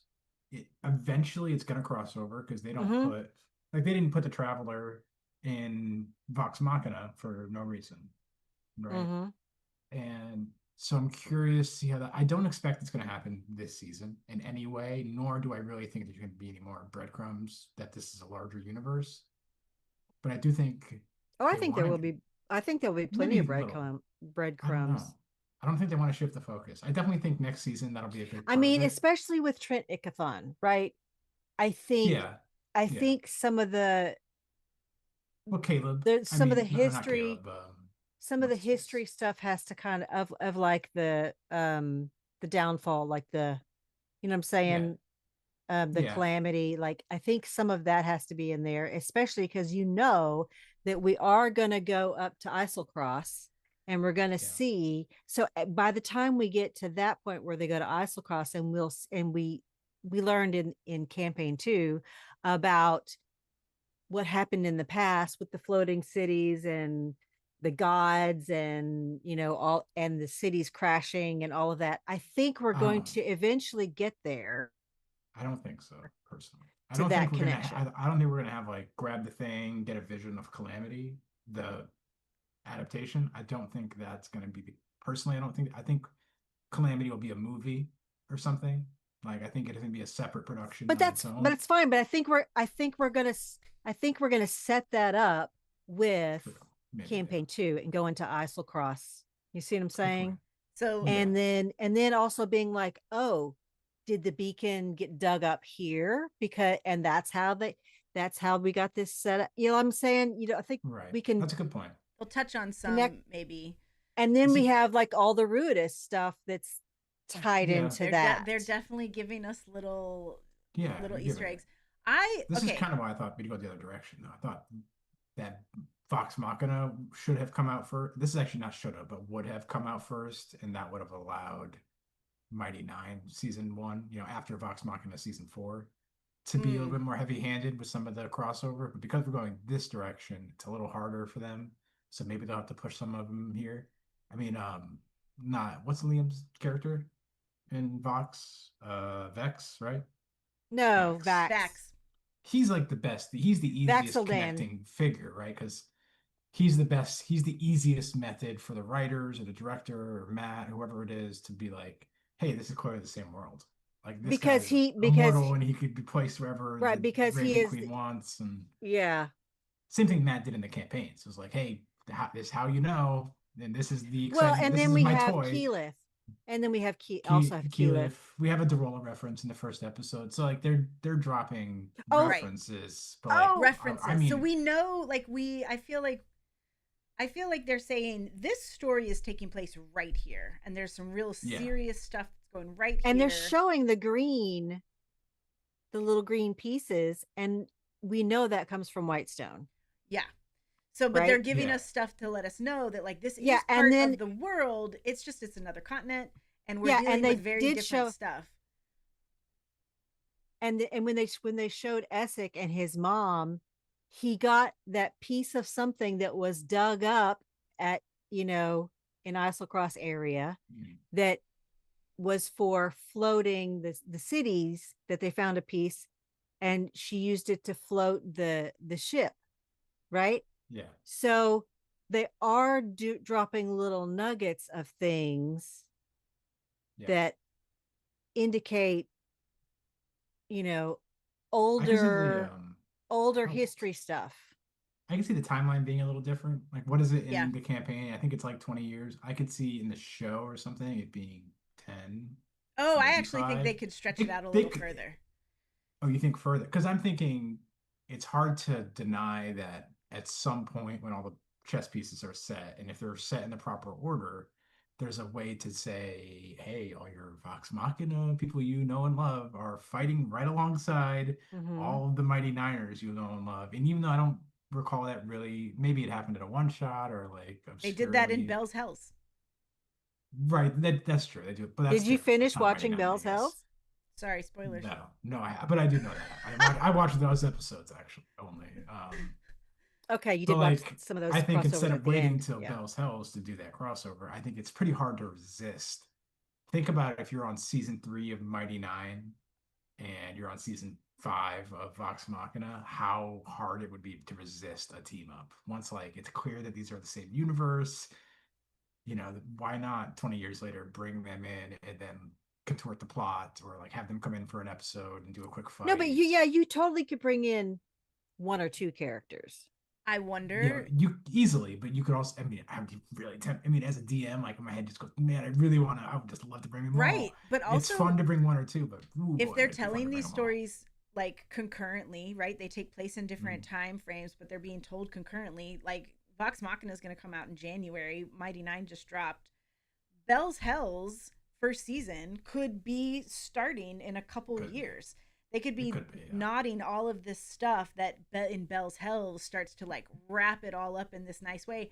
And That's- I think that we should actually use our last few minutes to talk about what might be next for Critical Role. And I do kind of want to come back to this idea of Calamity as a movie.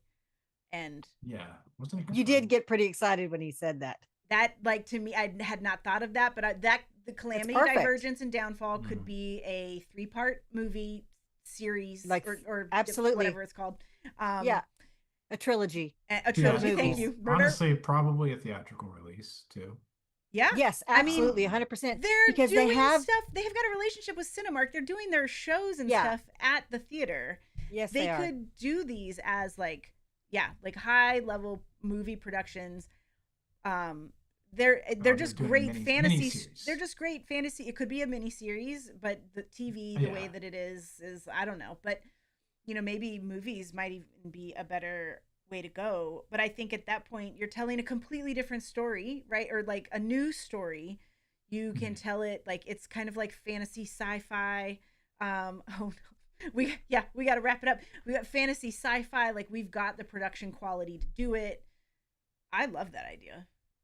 I do too. I would say I'm reading an article. This is a year old now, but in it, Travis says that a Calamity miniseries is of great interest. I love that. So I would we'll love. see. I And would you also talk love. about non-critical role adaptations that they're working on. I wonder what that means. I wonder what does that mean? A movie Well, would be good in the vein of like the Wheel of Time prequel movie. That's gonna go to that same idea yeah. of like throw it in theaters. The one thing that I think too, and if anybody has any ideas on of what's next for Critical Role, because I do think that they're just going to kind of keep doing what has already worked for them, right? Novels, animated shows, all of that stuff's already worked. Video games in development. Video games. I think one of the big things that I would love to see them do that I think maybe could happen, that I know Matt is like a huge fan of, that I've heard nothing about. It's just totally a Dana dream. I know Matt really loves theme parks. I was gonna say, Oh, they keep talking about Critical Role Land. I think they're gonna make Critical They've Role been talking Land about eventually. it for a long time. They've Right? been Like, talking really about could. it for They a really long could. time. They just all They they really need is could. land, right? And Yeah. like I assume they have the resource at this point. They can do a capital campaign. They can, build They get a the loan if they want revenue it. to do that and Can you build it. imagine? I can, and I will In go. California, it'd have to I be. really easily. I don't can think it would be in imagine. California. I think they'd do something in the knows? like the center of the country, like Kentucky or something like that. I don't know. Like I don't know. They live there, so that's tough. They I do know, live- like, they do. Well, They do live Brandon's there. doing his whole thing with Cosmere. I mean, Cosmere is getting a Oh, whole Brandon. like he's making a fucking town, like a Cosmere town. He has. Are you I mean, he already serious? has like a. He already has like He's a doing giant what? compound. He's doing like everything. He's Oh, doing Like a like role the play whole town? theme park. He's doing a bunch of. He's doing like a village, like Harry Potter World, I think, but for Oh, okay. Cosmere. And he's got like a big ballroom and this whole Yeah. village. So I think, I mean, I would be unsurprised if actually you see a lot of IPs as people kind of pivot away from online in Yeah. this next generation. I don't know if you've been seeing the trends, but there really is a trend away from the online life now in the Yes. youngest generation. People want to do I things think in you could see person. an Akatar world. I think you could see all these like Oh, major IPs. yeah. I think you could see like Listen, big little theme listen. parks spread up. My oldest daughter, for her birthday, a whole bunch of her friends went to a masquerade, an Akatar masquerade. Yeah. And yeah, it that's was a big her thing now. birthday. It was her birthday. And so part of the theme of it was like a ball, Mhm. it with the Fae, right? Yeah. And then it's like the wedding, they reenacted like the Reluctant Bride painting with and there's one that's been done with Akatar characters. And so Yeah. because it was her birthday, she played the one who was getting married with like the crown on her head and everything. They all just went to the nines dressed Who's up the like Akatar? Is that a crown of the a crown of thorns? Okay. Yeah. Thorns Okay. and Roses or Thorn- something. yeah, I know that okay, like yeah. Sanderson did when he had the Dragon Con or whatever he calls his con. They did Dragon Steel. They did a big ball for like the Stormlight thing, and they had Yeah. There was hundreds of people. It was really cool looking. You all are really But, just yeah. giving me business ideas. But yeah, no, Oh my I God. think I've had so many So, of these yeah, ideas in my head forever. she's I just want of the that- capital, baby. she's of I that will build the generation. coolest stuff. Yeah, she's of that generation that is all about experiences, Mhm. right? Yeah, that's coming back around, I think. So Mhm. Rather than as many things. Mhm. So the more experiences you can give them, the better. So we will all go to Critical Role Land when they build it. We'll be there. yes. We'll get our tickets and we will go. I love theme parks. I'm just saying. I Yeah. will ride the rides all day long and it's Yeah. so fun. I don't need It's gonna rides. happen. I actually don't like rides. I want to be there. I'll just I've walk never around. been to any of these things. I've never been to Harry Potter Land. That seems. Imagine Yeah. this Harry Potter Land. Neither have I. Themed or Stormlight themed. Oh my God! Just. I We live in 100% that. would love I Harry think we Potter need to Land. plan some trips, y'all. I think we need to Yeah. plan some fan in my dreams. excursions, some fandom excursions. Okay, gang. I feel like this is a perfect moment to wrap this up. Does anybody have any final thoughts or shout outs or words of encouragement or things that they want to share? Love you, Travis. Love you, Laura. Contact me. If you love me back. Let me be in your throuple. Everybody loves them. They're wonderful. They are No, a couple goals. They don't get enough love, right? Imagine I being just that want loved. Imagine being that loved by that many people. I just want to say life has really been lifing and hard for me. And